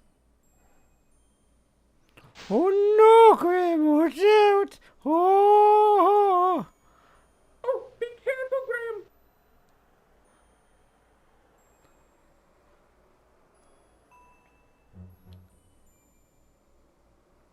Alright. Here's another one of those things where it's like, uh-oh, his stomach's rumbling. You have custard pie and a leg of lamb. If you eat the custard pie, you're stuck and we'll never be able to finish the game. And you'll never know. And also the thing you have to do with the custard pie is incredibly stupid. But you have to eat the leg of lamb. Graham finds the leg of lamb a bit tough, but tasty enough. Filling up quickly, he saves the other half for later. Now let's save in case I screw this up. Oh, do be careful, Graham!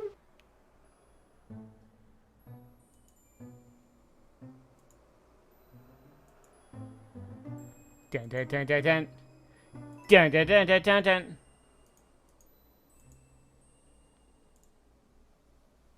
Haha.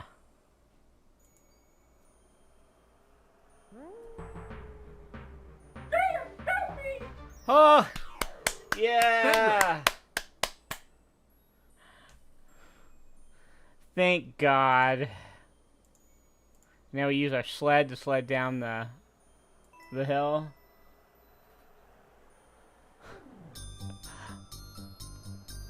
Oh boy.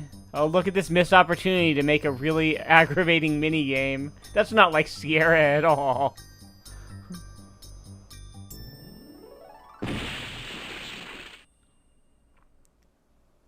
Drat, my sled is broken. Look at that fabulous cloak. He looks like he's got like a second career as a drag queen or something going on almost. That's excellent. Okay, well let's see. A shivering eagle perches weakly upon a small rock. Despite his own problems, Graham's heart goes out to the poor thing.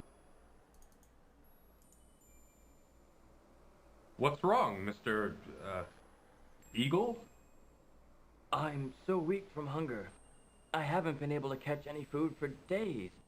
I can barely fly anymore. I'd like to help you. Let me see what I can do. Thank you. I need food.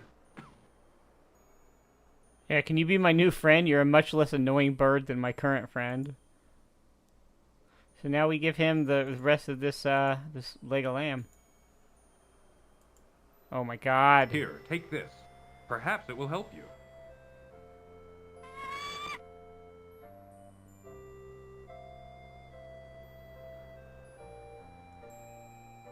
Can the eagles fly us to Mordak? No, no, no.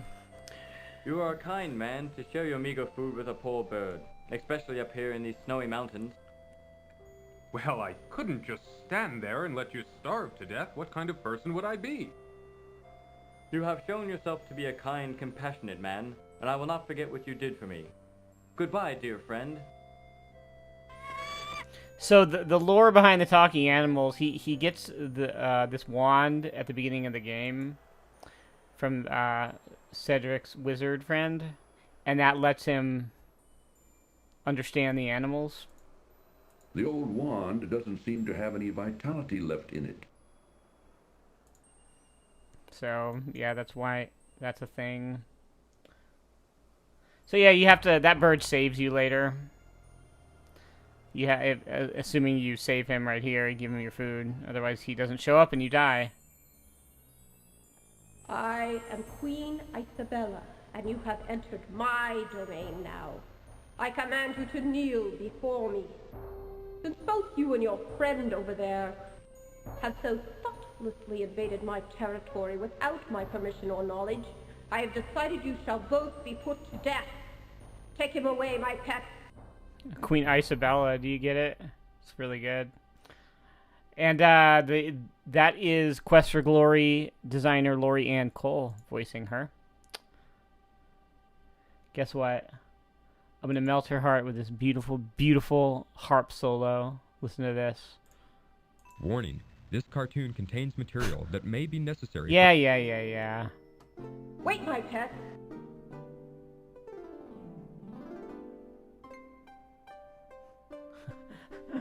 Why is Cedric wearing clothes? I don't know. Because he's a fancier.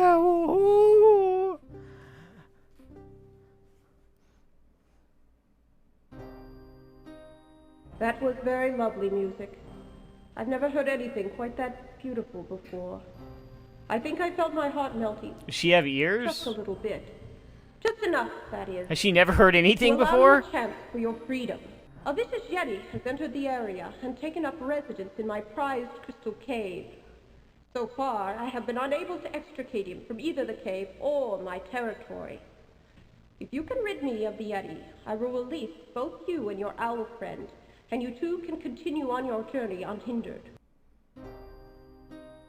You may rise now. I wish you luck in defeating the yeti. If you succeed, you will have my undying gratitude. Go with him, Sir Grey Wolf. Show him the way to the crystal cave. You may go now. Sir Grey Wolf will lead the way. Ah, Sir Grey Wolf. She's really great at naming her I don't know, knights, whatever they are.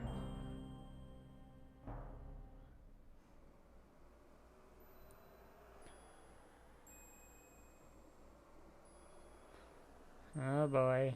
Who would voice Cedric in a major motion picture? I don't know. Let's cut him out of it. That's a better idea. Yonder's the crystal cave. There you will find the Yeti. Oh. Mine, I will help you not.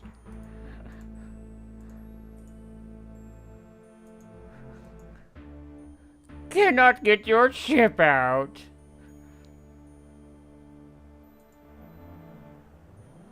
Alright. Alright. Quick. What do you think we do with the Yeti? Do we play him some beautiful harp music? Do we like use the cloak somehow? Do we just bash his head in with the hammer? Do we see if there's any honey left in the beeswax? Or scare him off with a tambourine? No, we don't. We throw a friggin' custard pie at him.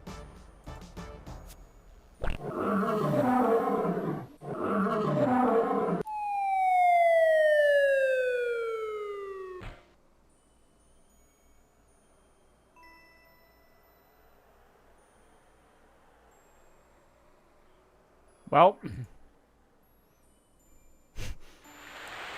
here I go killing again.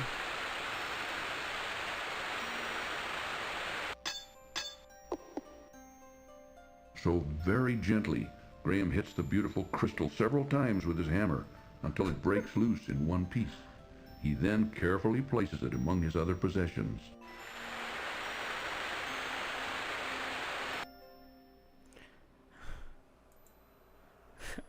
Be over here asking the important questions in life.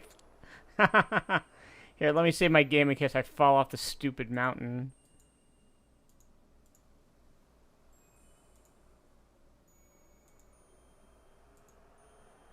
Look at that.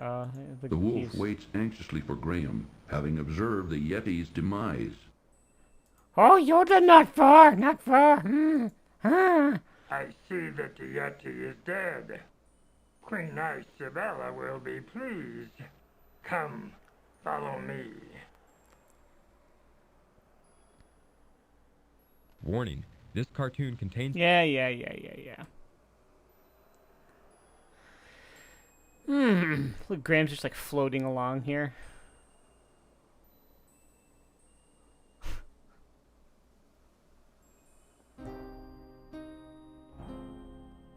Ah, good.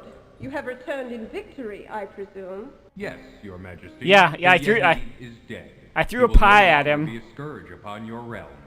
Are my friend and I free to go now? Yes, I keep my promises. I want to thank you for ridding my mountain domain of the horrible Yeti. Please rise, King Graham. Yes, I know who you are, and I have been informed of your quest. I do wish you luck against the wizard Mordak. You two may go. We wish you well on your difficult journey. Sir Grey Wolf will show you the way out of the mountains.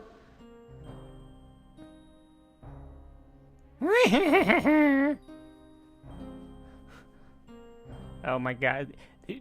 Yeah, Your Highness, you have this army of wolves. I just killed your problem with a pie. I threw a pie at him and he's dead.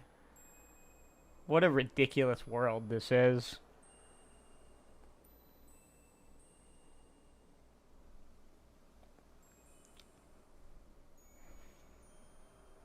And now we gotta go down this way. Save my game in case I die. I don't know if you can die here. Probably. It's a Sierra game, so probably.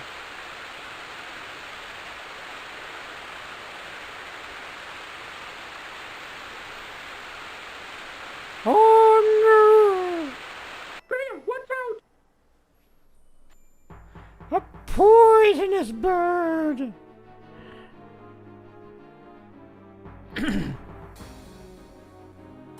So now here's another fun Sierra puzzle. Quote-unquote puzzle.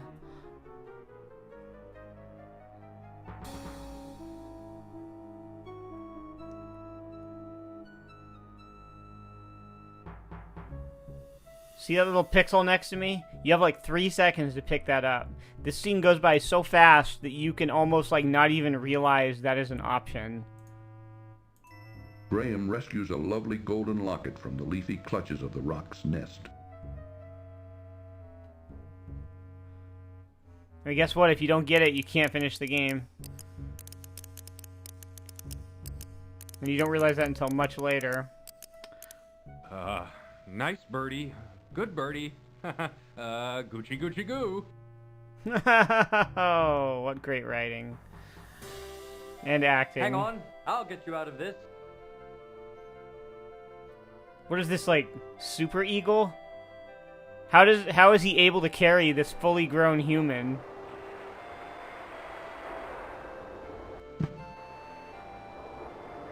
Was there like some PCP in that leg of lamb? Oh, Graham, where have you been? I've been looking all over for you. You'd never believe it, Cedric. You'd never believe it. Yeah, I'm sure he looked all over the place for me. There. Come here, Cedric. Oh, no, you keep it, Graham. It's much too hard to fly and carry things at the same time. No, I wanted to beat you to death. Okay, man, let's go. Go up here. Look, Graham, there's a boat here. Maybe we can use it. Oh, I almost missed it. Thank you.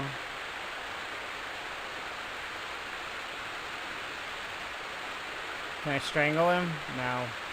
Okay, so... watch this. An old cast-off sailboat sits forlornly on the narrow sandy beach. So if you just use the boat, watch. Okay, let's use the boat. Okay, cool. Okay, let's use the boat. Great. I looked at it. Everything checks out. Cedric, get in the boat.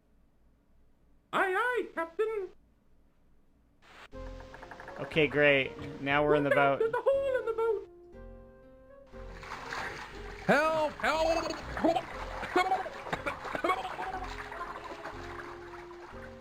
Thanks for playing King's Quest V. Okay. So, you don't even... there's no way for you to even know there's a hole in the boat. Unless you go through and it's like, oh, you die. Oh, there's a hole in the boat. When you look at it, it doesn't tell you. You don't, like, inspect it. Right? It's stupid. So, we take the beeswax and we use it there and plug the boat. Firmly, Graham wedges the softened piece of beeswax into the small hole in the boat's hull. Hopefully, the wax will hold and make her seaworthy. And I believe in the disc version of the game, this is one of the places where it would pop up the copy protection. Come on, Cedric, get in the boat. Aye, aye, Captain. And it would make you enter the symbols, right? Okay, let's see. And this is another kind of semi-maze. It's not quite as insane as like the desert or anything, if I recall.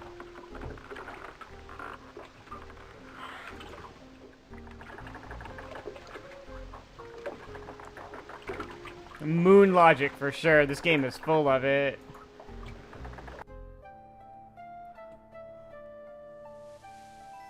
Look, Graham. Ooh, an island. Perhaps we should explore it. Yes, I think we should, Cedric.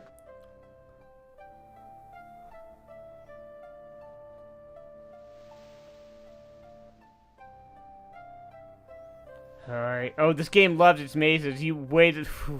You just wait. The worst is yet to come. Graham, I don't like the looks of this. Oh, I do. Me neither. Here, take my owl and kill him, please.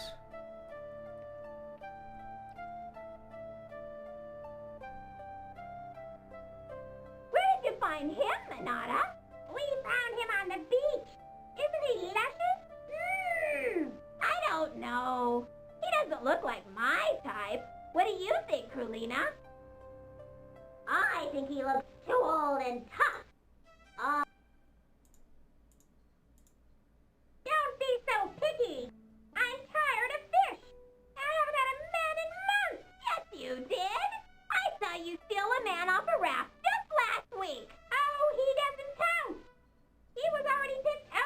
I think they kill you here. Well, at least this one's fresh. While keeping a sharp eye out for the harpies, Graham quickly bends down and rescues the fishhook from the ground. Yeah. I don't know about you girls, but I'm ready to eat. Oh, you're always ready to eat. That's why you're so fat. I am not. Anyway, this continues on for a while, and then you play the harp. What's he doing? What's that thing? I don't know, but I want it. One of the harpies is Roberta Williams. Also. So yeah, there's another little pixel on the ground. It was a fish hook. Yeah, and if you don't get it, obviously you can't finish the game. And there's Cedric, and we're just gonna leave him to die. Just kidding. If we do that, we can't finish the game. Here, can I beat him yet? That will do nothing to help Cedric. What's the idea? Whoops. Wait, what about the hammer? That will do nothing to help Cedric. Oh, that sucks. Graham, help me. Cedric, where do you hurt? Everywhere. Yeah, unfortunately, if you leave him, you can't finish the game because he comes in at a crucial moment to take a hit for you when you're fighting Mordak. All right, what should we do? Should we get to the boat? Oh wait, we should get this stupid thing on the ground. Graham bends over and picks up the beautifully colored shell. Pixel Hunt, the game.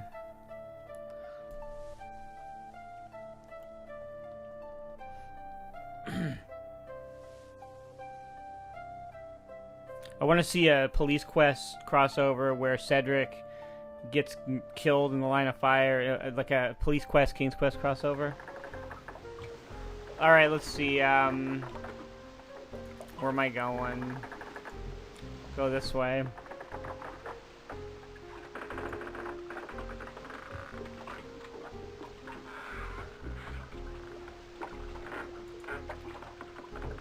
Cedric just flies in as Sonny Bond is about to kill the Death Angel and just gets hit by a stray bullet.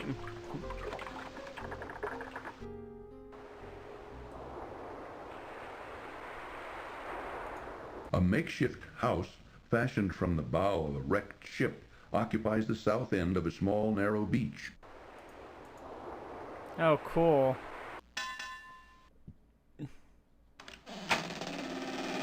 Who are you? And what are you doing on my beach? I'm King Graham of Daventry, and I'm on a journey to find the wizard Mordak's island.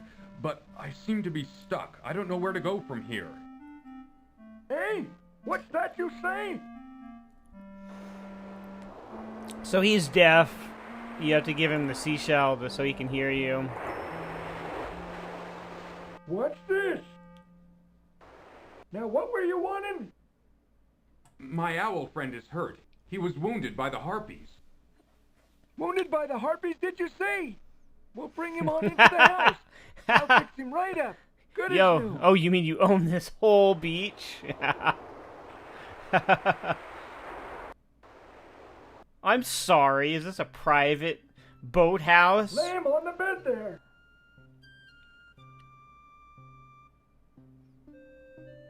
These poultices should fix the little fella up good as new. This is actually Colonel Dijon, years after Laura Bow goes to his house. This is like the what's happened, what's become of it. Tell me, what was in those poultices? My employer would be very interested in them. Hey, what was that? I said, what was in those poultices? My employer would be interested in them. Gifts from the sea, lad. Gifts from the sea. Ain't nothing special. You just gotta know how to use them. I don't think he'd find them particularly interesting.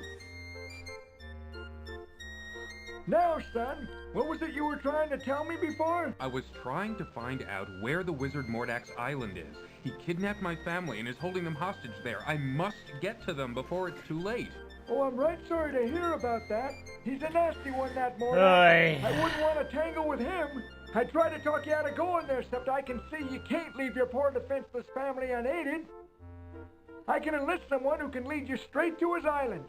Follow me outside. This guy's like the best character in the game.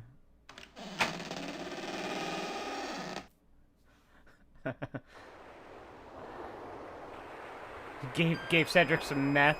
Yeah.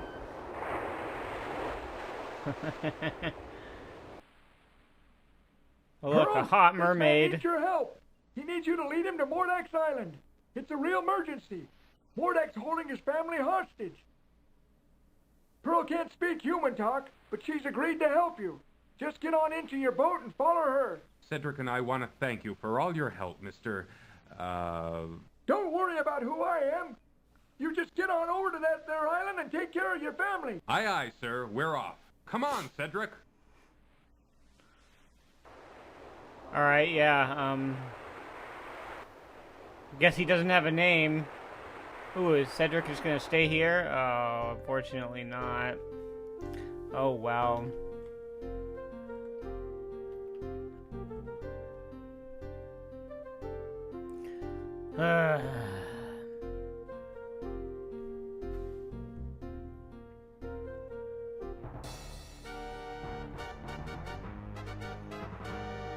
Yeah, we'll never find Mordak on this really obvious, ominous-looking island.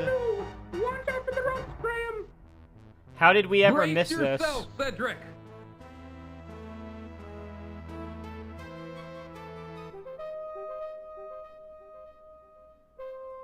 Oh, is he dead? Oh, Cedric's dead. Oh, no. Help me, I'm caught! Oh, help! Are you all right, Cedric? Well, let me see. Oh, I'm fine, Graham. Ah, darn. Just a bit ruffled is all. Oh, look, something on the ground. I should pick it up. Dead fish. Oh, maybe I can use it. Yeah, everything Graham rides on does break, doesn't it? That is true. Oh, gee, what is this ominous-looking, obvious trap? Oh, I don't like this place. It's creepy. Here, I'll show you what happens. Yeah, gee, let's just walk through here. Nothing bad could happen here. Oh, wait. Too bad. It looks like the eyes have it. Yeah, another dead fish. Was there a dead fish? Oh yeah, I did get a fish at the beginning of the game, didn't I? Yep, that's another one. So the solution is to take this crystal and, you know, overload them or whatever.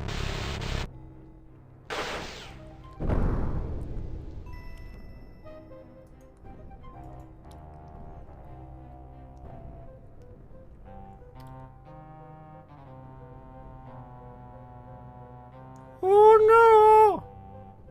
Well, it looks like there's no way in. Let's turn back. Come on, Cedric!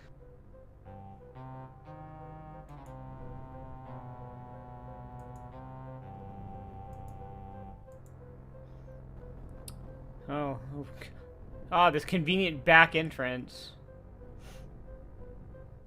Why is this here? Get in. Let's go back now.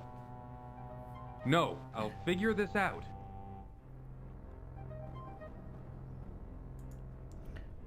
Turns out we used the metal rod to open the thing.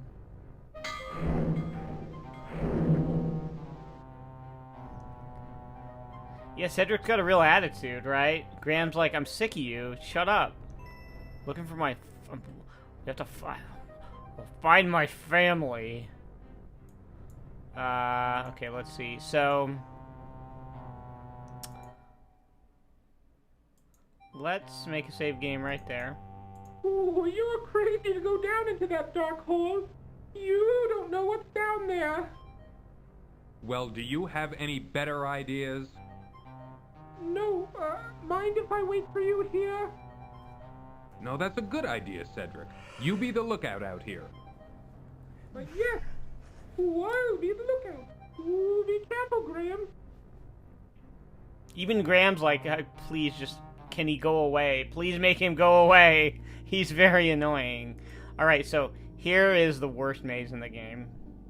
This is a perspective maze. So, like, I go to the south, but now I'm facing, you're always facing up every time you come to a new screen. So this is one of those ridiculous, stupid, like, it's just nonsense. I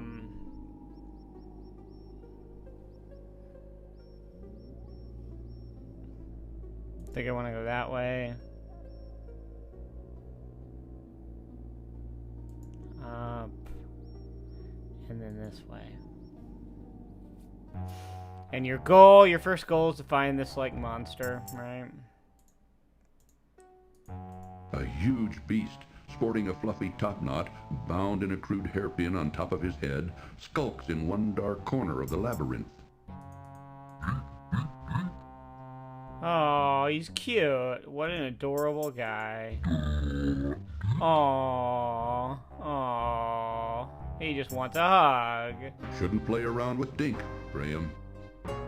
Shouldn't play around with Dink.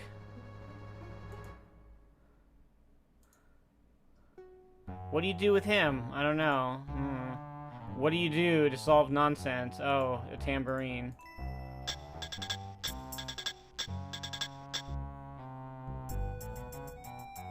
Oh boy. How exciting.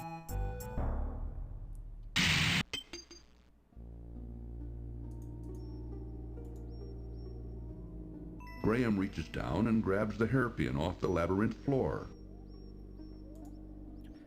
So now, and you need that to open the door that leads to the end of this this labyrinth. So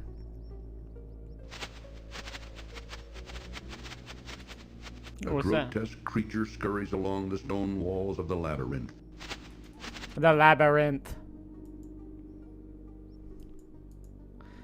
So now you just have to, like, navigate your way through the end and find the door. There's only one door out.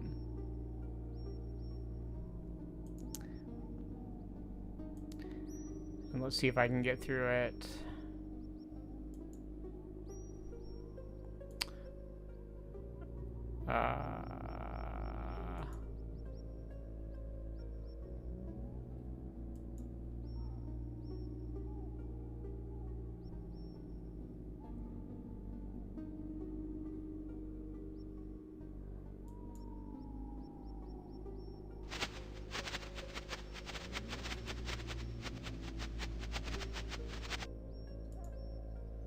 This annoying perspective maze.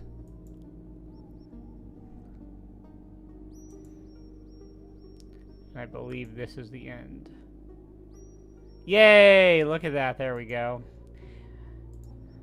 Then we use this hairpin to open Graham the door. inserts the hairpin into the door's large keyhole and discovers, to his amazement, that it fits perfectly. Turning it ever so gently, he soon hears a soft click, and the door is unlocked. All right. There we go. And that's the end of that.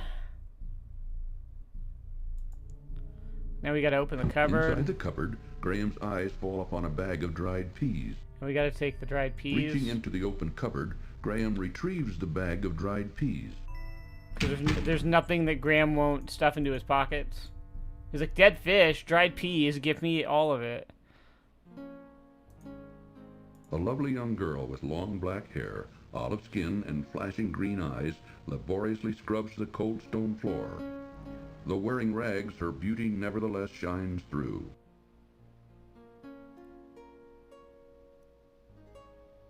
Huh.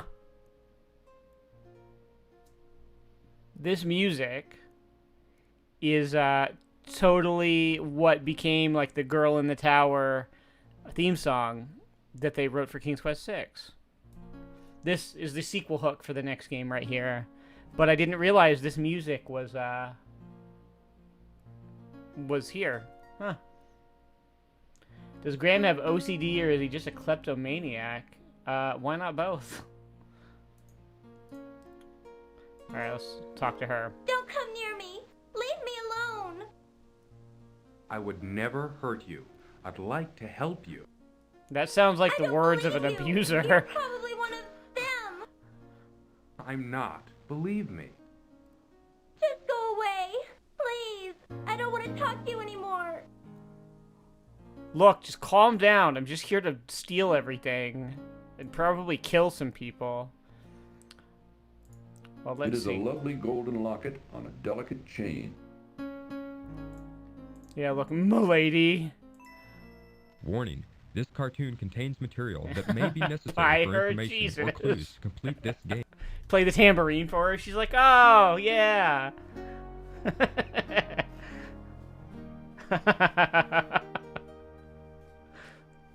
Wherever did you find my gold locket? I thought it was gone for good. I lost it on the island just after I was brought here by Mordak. You wouldn't believe me even if I told you. But tell me, who are you, and how did you come to be here? My name is Princess Cassima, from the Kingdom of the Green Isles. My father, the king, employs a horrible wazir who befriended Mordak. When Mordak saw me, he immediately wished to marry me and bring me here. Naturally, I refused, and my father agreed with me. Look at this. But She's our just like, refusal angered him so much. oh, hey, He stung me constantly. anyway, and put me to work as a scullery girl. He says he will never let me go. That a scullery girl I will remain until I agree to marry him. But the thought revolts me. What am I to do? I like how Graham has no sense Don't of personal worry. space. I'm here to save my family from the evil wizard. He's got them here someplace, imprisoned inside a glass bottle. If I can manage to rescue them, then of course I wouldn't forget you either. I know the glass bottle you're talking about. Yeah. It's in Mordak's laboratory upstairs. Keep quiet about It's the my one presence. he's... I It's think the one this he's will be always the most drinking out difficult of. part my journey. I may not survive it. I would never give you away. And I will help you in any way I can, kind sir. I like how they have this, they drop this idea that Graham might die. Remove clothes, yeah. Unfortunately, there's no more text parser. We're done with that, Joshua. By the way, who are you? I'm King Graham of Daventry. I think I know where that is. It's very far from my home, though. Don't worry. Somehow, I'll get you home again. But first, I've got to save my family. Yes, well, I'll stand by you, King Graham. I'll help if I can. Thanks. I may need it. Well, I'd better get back to work. And you should keep out of sight. Aye, aye, m'lady. M'lady. Only tip my hat to her. The stuff boiling in the pot doesn't look or smell very appetizing. Oh, I was trying to tip the hat, man. Princess Cassima looks glad to see Graham. Perhaps she feels he can help to get her off of this horrible island. Great. Let's make a save right here, because this is the point where there's like unsafe territory just randomly beyond here. You can just randomly die. So, alright, let's see.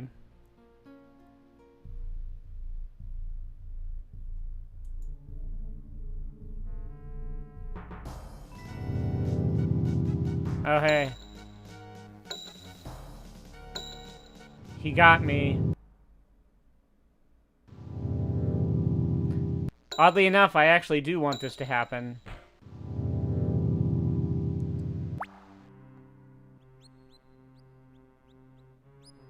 Oh look, a rat.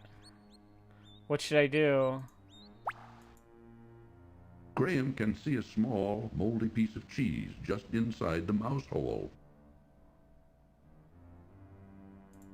Graham can almost reach the piece of cheese inside the mouse hole. Well, how do but we get finds the... his hand too large to reach very far.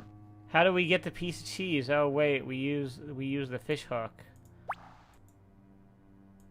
There, got it. The fish hook did the trick in retrieving the piece of cheese from the mouse hole. Every puzzle in this game makes no sense. Now what do I do? How do I get out? I don't know. What should I do? Should I drink the water? Should I go get these bones? Hello. What? Oh, Princess Cosima, where did you come from? From the wall. From the labyrinth. I spend a lot of time down here, you know, with my friends. Friends? Yes, like Zink and Sam. I don't know if you ever saw Sam or not. Anyway, I found this loose stone once that led here, to this cell. Now come on, you'd better get out of here. Is Sam like the little green insect guy?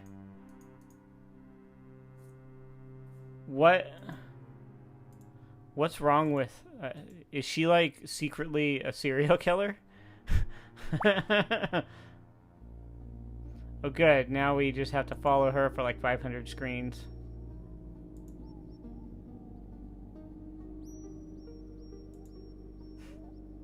Just push... did I screw up? Yeah, I most certainly did. See, that's why I saved my game.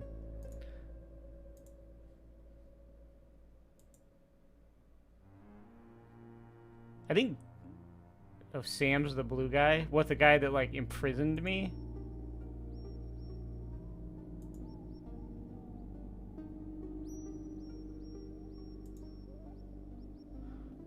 Why... he threw me in here. Why is she friends with that guy?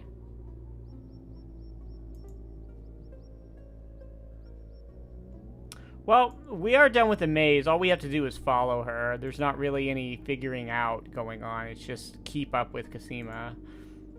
And then the maze is over. I mean, I could theoretically make my way back to the door myself. I'd just be following the same path, but... Oh my god. Why is she always like, come on, I'm not gonna really wait for you. Why don't we just walk side by side, maybe, you know? I don't know if she can outrun you. I'm not sure. But yeah, she takes you through the correct path. All right, once again, we will save right here.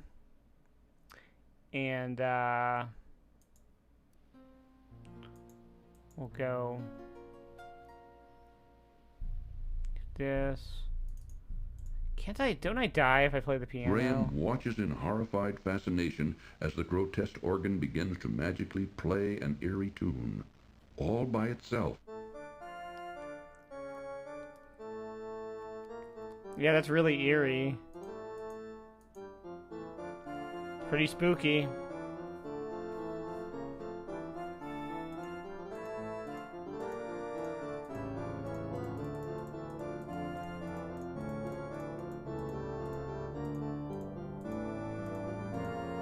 Does a key pop out of a drawer, like in King's Quest 4?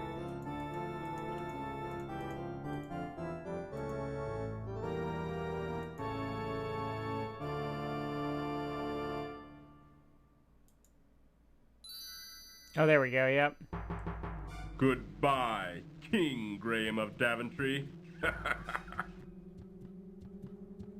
No need to be so melodramatic. Poor Graham. Mordak shows no mercy. This narrator is just like the most detached narrator.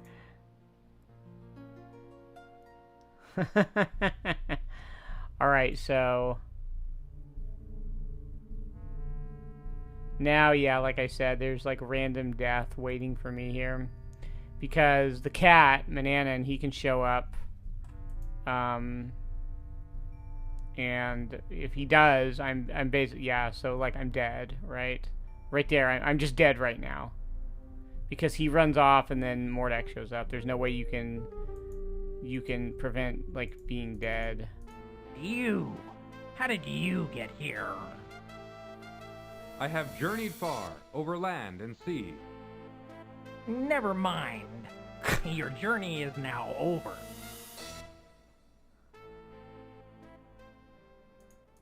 Oh, everything's okay now. Okay, well, he's just a cat. What is he gonna do?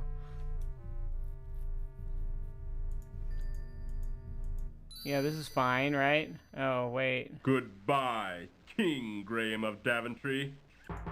So, yeah, again.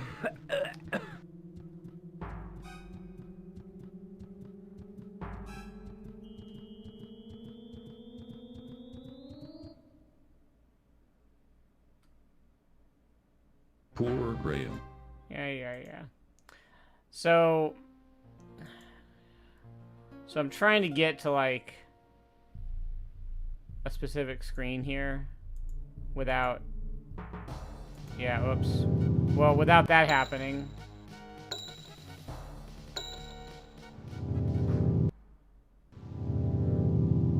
And I unfortunately have to wait for this whole thing to play out.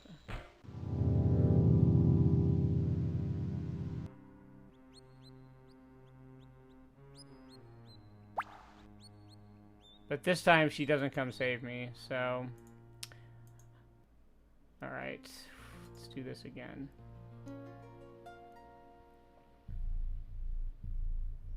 Why don't I try saving here? Yeah, this can be just a little bit trial and error.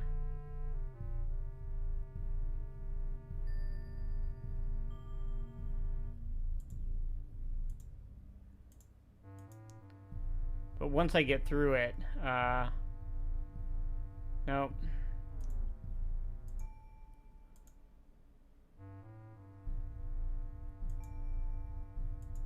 Can the blue guy come for me here? Because I have to deal with the blue guy, right? Like, once... I want him to take me to the dungeon once, right? Oh, there we go. But then I do this... I pulled, like, this Looney Tunes move on him with his bag of peas.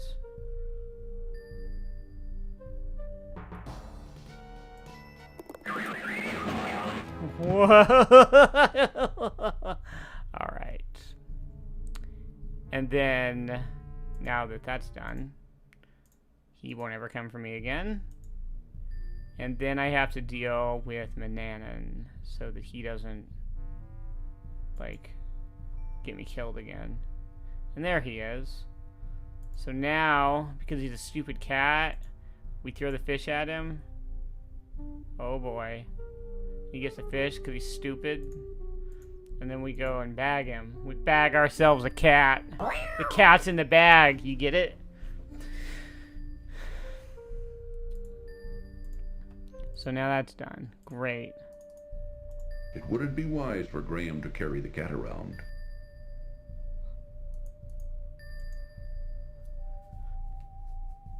Alright. So now all the things that are like threats to me in this place are theoretically gone. I don't think that, like, Mordak can randomly show up or anything. Oh, that's pretty creepy in there. A large, grotesque bed occupies one corner of Mordak's bedroom. Even his bed's evil. Oh, what have we here? Oh, a spell book. My warlock son told me about these. This looks interesting. Graham wonders what the symbols mean. Oh, good. Somebody already filled in the copy protection. So now I just have to stand here and wait because Mordak will come in and go to sleep. But you wouldn't really know that if you were just playing through the game for the first time. I don't really know if this is on a timer or what, but you just gotta wait a little bit.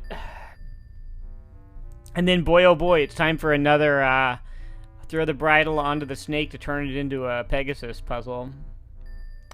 So we're gonna get Mordak's wand. Okay, that's what we're gonna do. He's gonna go to sleep. We're gonna take his wand while he's sleeping, and we're gonna go to his magic machine to power it up and transfer the power from his wand to my wand. How do you think we do that? What do you think powers the machine to transfer the power to the wand? I'll let you ponder that while we wait for Mordak to here. I'll show you my inventory. We got a key, a bag, a crystal, hammer, amulet, a wand, fish hook, cheese, and a hairpin. Okay. Your wife, Foxcheck, your wife asked how old I was when I first played this game. I would have been about 10. Because it came out in 1990. So I would have been about 10. You would think the pie or the tambourine would be pretty good solutions to that puzzle, right? Yeah, throw a pie in there, throw a pie in the machine, shake the tambourine at it, and then you're like, oh, now I have the power. This is a Roberta Williams game. Anything goes. So apparently he didn't notice his head of security has been knocked out, or that his brother is like not anywhere. Is in a bag. Here, let's see. What is this room? A huge monstrosity of a skull-like figure leers at passers-by of an upstairs hallway. What? I can't look at the flame? Alright. Apparently I can only look at the skull.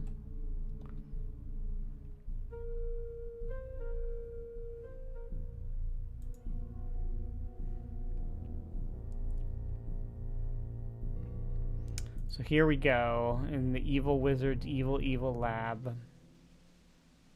Let's just save the game real quick. Graham has no idea what Mordak does with this strange contraption, but it couldn't be good. Inside the lower portion, a foul-smelling liquid bubbles, while two dangling spiked gizmos hang on a massive yoke above a couple of flat iron platters. Gizmos, great, thanks.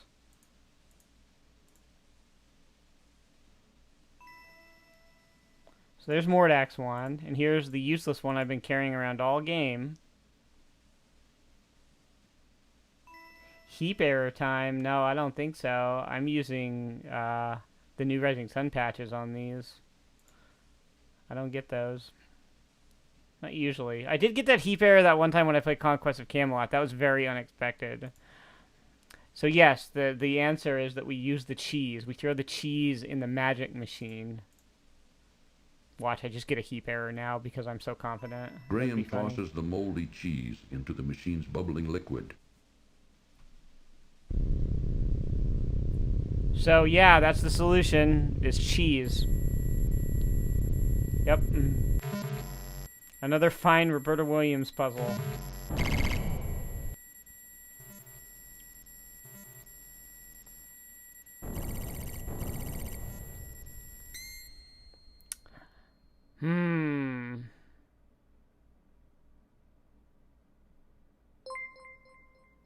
I'm not confident in the fact that this is not... What? Why isn't it? Why is this not working? Have you cursed me, Mavmia? Did you do this? Did you break my game? You jinxed it. You were like, heap error, and now it's just frozen. Thanks for the follow, Polkadude97. What the hell? Why does this happen? Man, I play through these games ahead of time to make sure there's no crashes and that everything's going to go smoothly and that I know how to work around any errors that happen. We had a heap error with Conquest of Camelot, and now we have this. This just randomly happened. Although I did get a hang, like I said, there was a point where the game hung on me when the ants come to get the golden needle for you in the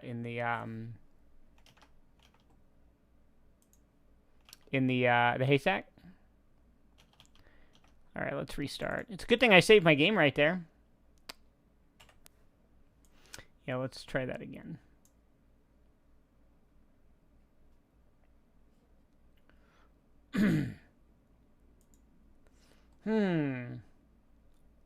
Yeah, NBA hang time. Hell yeah. And unfortunately, we have to sit through the entire opening sequence here. Well, not the opening sequence, but this screen. Have you previously played King's Quest V? You've been a Geekbox listener since at least 2009. It would have been, well, that's the earliest you could have been a Geekbox listener, because that's when it started. All right. Let's try not doing any CPU cycle stuff here. We'll just leave it at the default.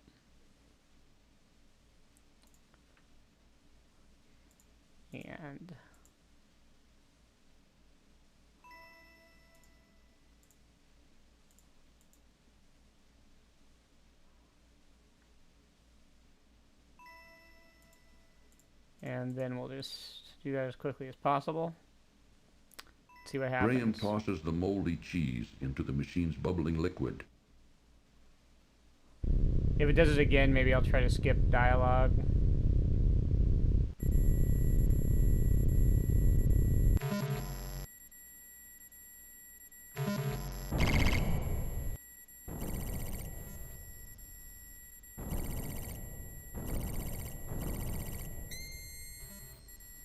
Alright, are we good? Are we good? Is it further than it was before?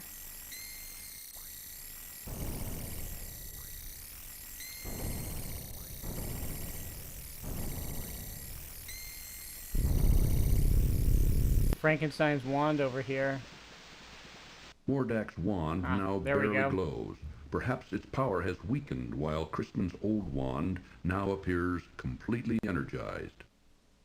Well, now we grab the bizarre wand. machine looks very intimidating and confusing, which makes Graham reluctant to touch it. Conversely, though, it also intrigues him. Great, there we go.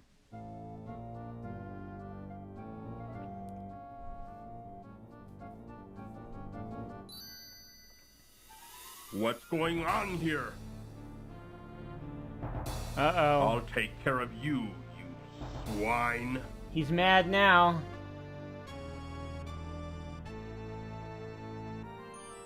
So now at this point, if Cedric is dead, Graham, I've heard from Crispin. This would be the point where you lose the game if you didn't get Cedric back on the island. So what the? Hopefully he's actually dead now. You know, what have you one done could hope. to my wand? You think you can outwit me, little man? Ha! Let me show you a thing or two. So now, I actually thought this was kind of an interesting little way to do this confrontation. So what you do is you use the wand, and these symbols from the book that you read show up, and you have to figure out, like, he'll turn into different things, and you have to figure out what to use to counter him. So in this case, he's like this giant dragonfly thing. You turn into like a cool tiger.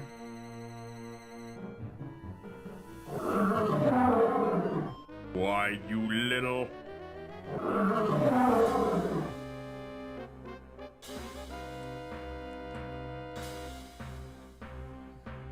So you jump down there, and you basically just have to pick the right thing, right? And it goes in a sequence. So now he's a dragon, and you pick the rabbit, so you'll jump away from his flames.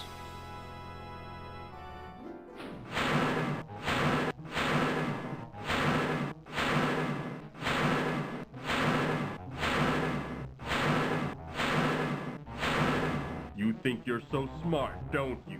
Well, I've got you now.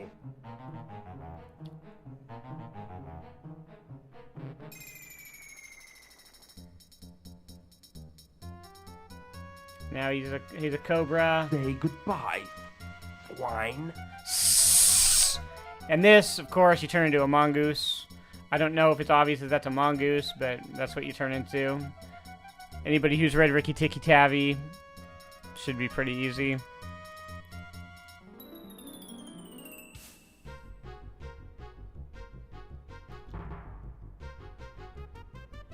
So, it's the way you want to play. I can just imagine the voice actor or the voice director being like, "You have to just constantly." It's ridiculous. And you turn into rain here, and then you kill him. You kill the fire with water, and now he's dead. The end. So there goes Graham, killing again.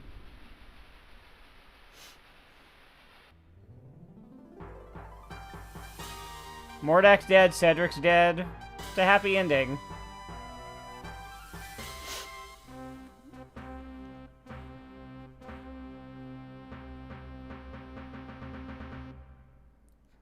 Warning. This cartoon contains material that may be necessary for information or clues to complete this game.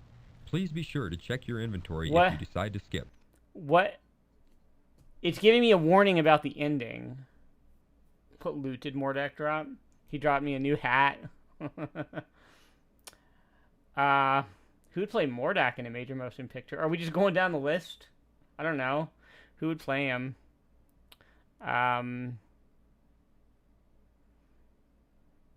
You know, Ryan Reynolds.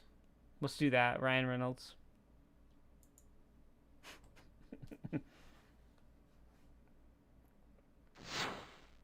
Now why won't you work? Mandy Patinkin. There you go.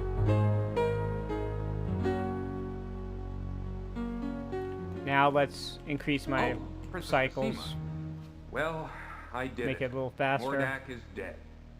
Dead? Are you sure? Maybe he's only trying to trick you. He's dead, all right. He turned himself into a Evan fire, and I put him out Jesus. with rainwater. He'll never bother anyone else ever again. But now I have a bigger problem. I don't know what to do about my family or my castle. I don't know how to turn them back to normal. After all you've been through, there must be a way. Oh, this useless idiot shows up finally. I have the solution to all your problems, Graham.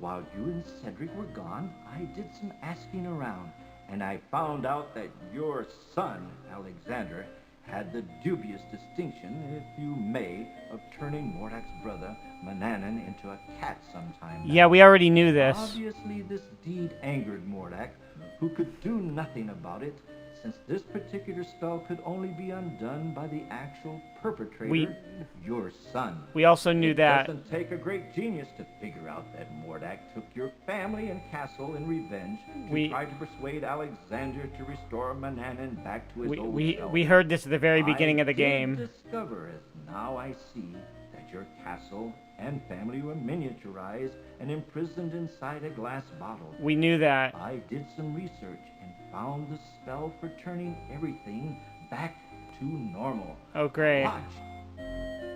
So anytime you could have just popped into this room and fixed it. Hocus pocus, Aliotus. Oh, good. That's great writing.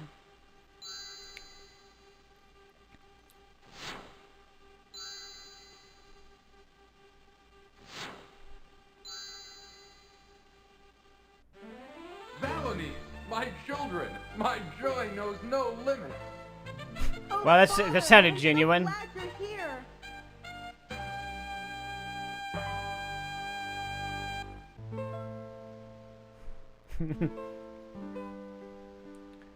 Yeah, in 1990, I would have gone through like 17 hours of loading screens to get to this point. Forgot all about the story. Come over here. She's like, you literally just told me 5 minutes ago that you would not forget me. Let me introduce you to my family. This is my wife, Queen Valenice, my daughter, Princess Rosella, and my son, Prince Alexander.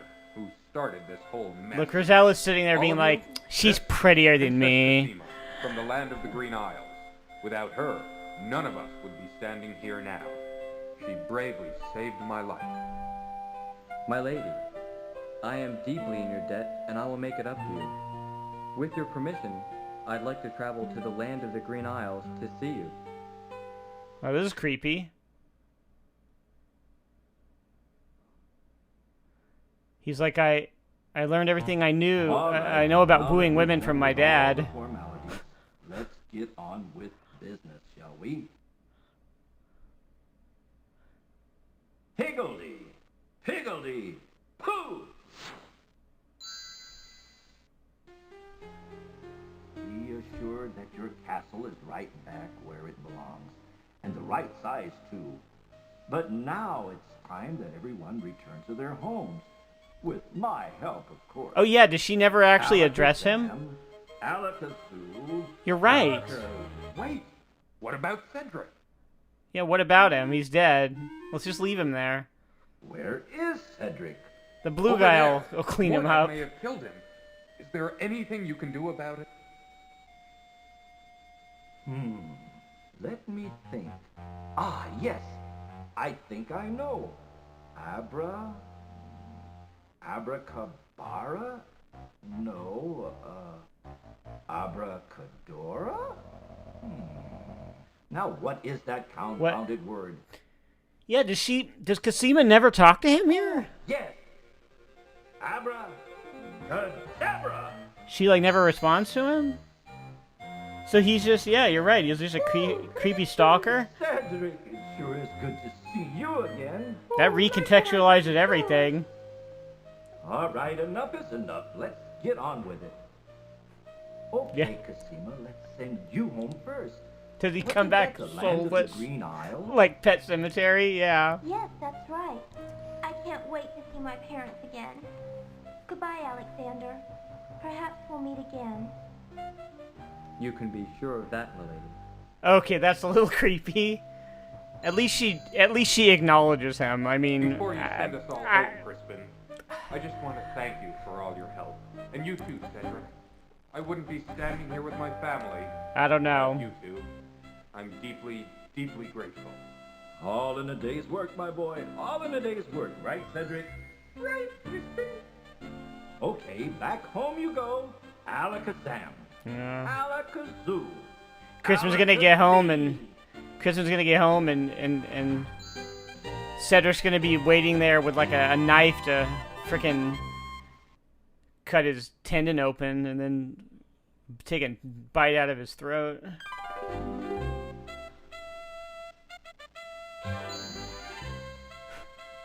Well, there she is, our happy home, and we're all safe and sound once more. Let's go home, shall we? Yes, let's. Wow, what a great story that was. Oh, look at that! Boom, perfect score. It's almost like I knew all the things to do.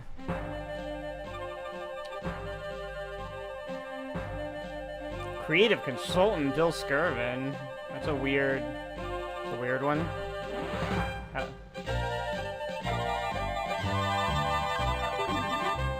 Not the best King's Quest? No, not by a long shot. I mean, to be fair, none of them are very good except for 6, and 3 is pretty decent.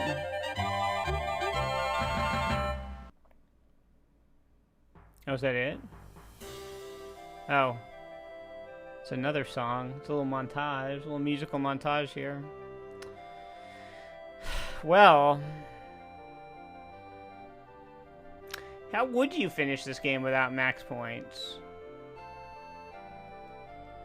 Yeah, I'm actually not sure. Is there anything here that, Here, let's see. Oh, look here.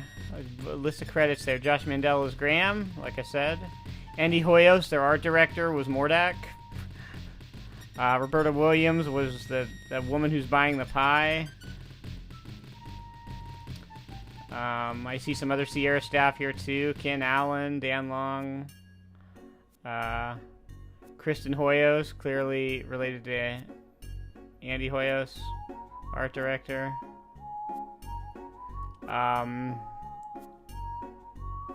Oops. Yeah. Josh Mandel was one of the Harpies. Bill Davis, their creative director, was the Hermit. Man. Yep, Roberta Williams right there. Look at that.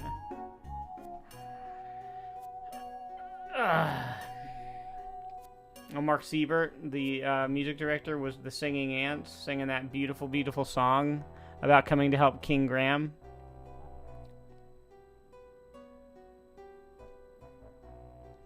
Yeah, there we go. Is that it? Is it just going to keep replaying the credits? Yeah, that's the end. That's it. Yep, that's it. Boom. King's Quest V. Absence makes the heart go yonder. Yeah, now I'm curious. Is this game impossible to beat without a perfect score?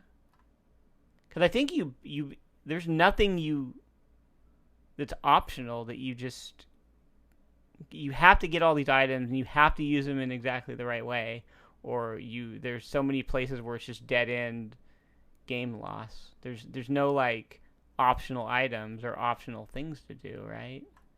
I'm looking at this and I don't think you can choose not to do any of these things.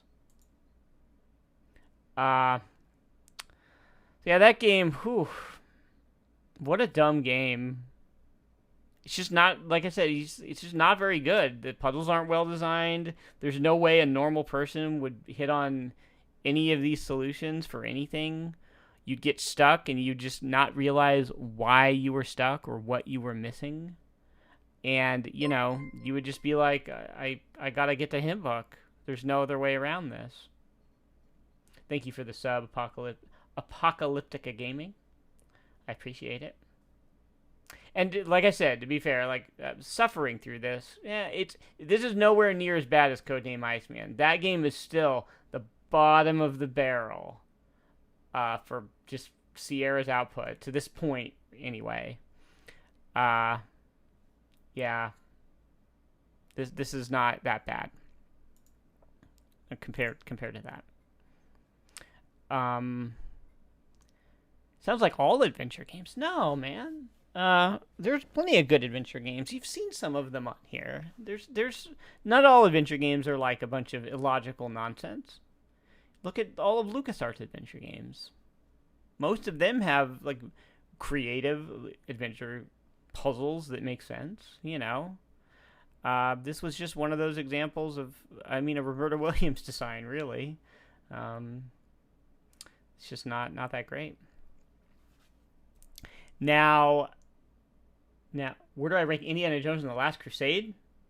I think, in the grand scheme of LucasArts adventure games, that one doesn't age as well as a lot of them do.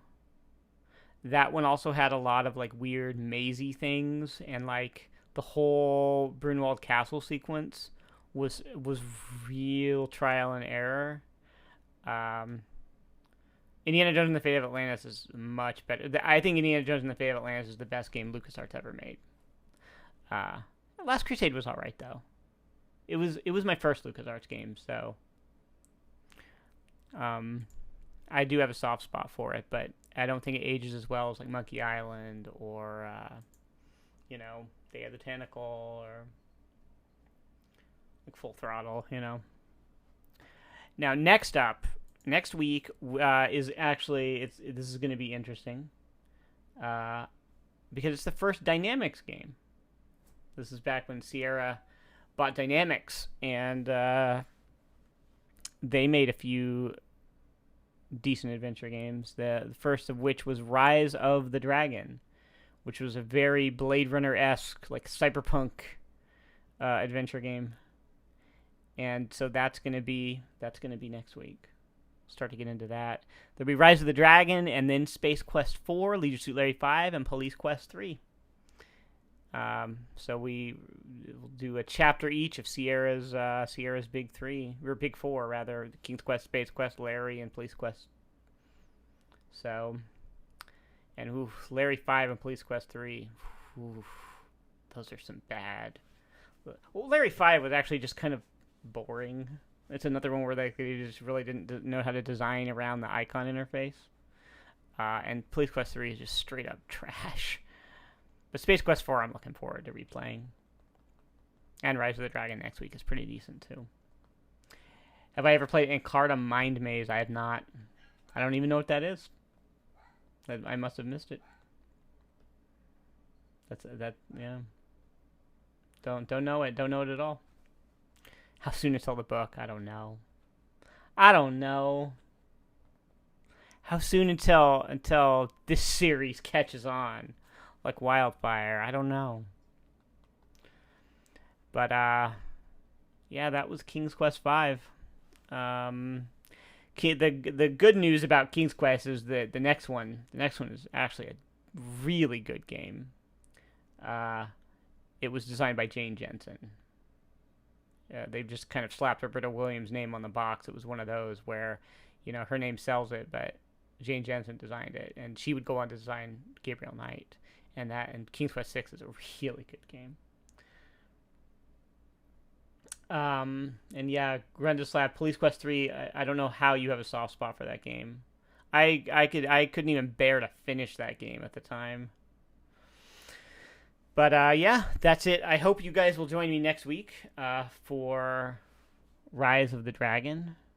Jane Jensen did do some of the heavy late development lifting on Police Quest 3. It wasn't... I don't think she wrote the whole game, but she did. She was part of the kind of mind share that pitched in after Jim Walls basically abandoned it. We'll get into all that though. King's Quest 6 is the best adventure game, period. Ooh, I don't know about that. It's really good though. Best adventure game, period. I don't think so. Yeah, Grundislav, I know she did. It was not only her that wrote that game, though. Mark Crow was heavily involved in it. Jane Jensen and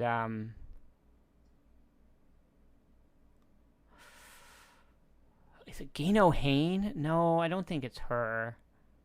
There was Lorelei Shannon, I think, was the other one that did a bunch of the work on Police Quest 3 at the end, and I don't know how much credit she got for it, but I believe if I go back through my notes, I think it was that was sort of the team that pulled it together in the end. But I'll have more to say about that in a few weeks. Thank you all for watching, and I hope you enjoyed it. If you like this stream, of course, whether you're watching this here on Twitch or on YouTube at youtube.com/geekboxing or Twitch TV/geekboxing, I appreciate it. I encourage you to leave comments, subscribe to either or both channels. You can support me by cheering with bits on Twitch or hitting my tip jars down below. There's a link to a Stream Elements tip jar and my Patreon account. So if you enjoy what I do, any kind of support is really appreciated. And you can catch the next episode next Saturday live at 3:30 p.m. on Twitch. And yeah, that's all. And I will see everyone next week. Happy Sierra Saturday.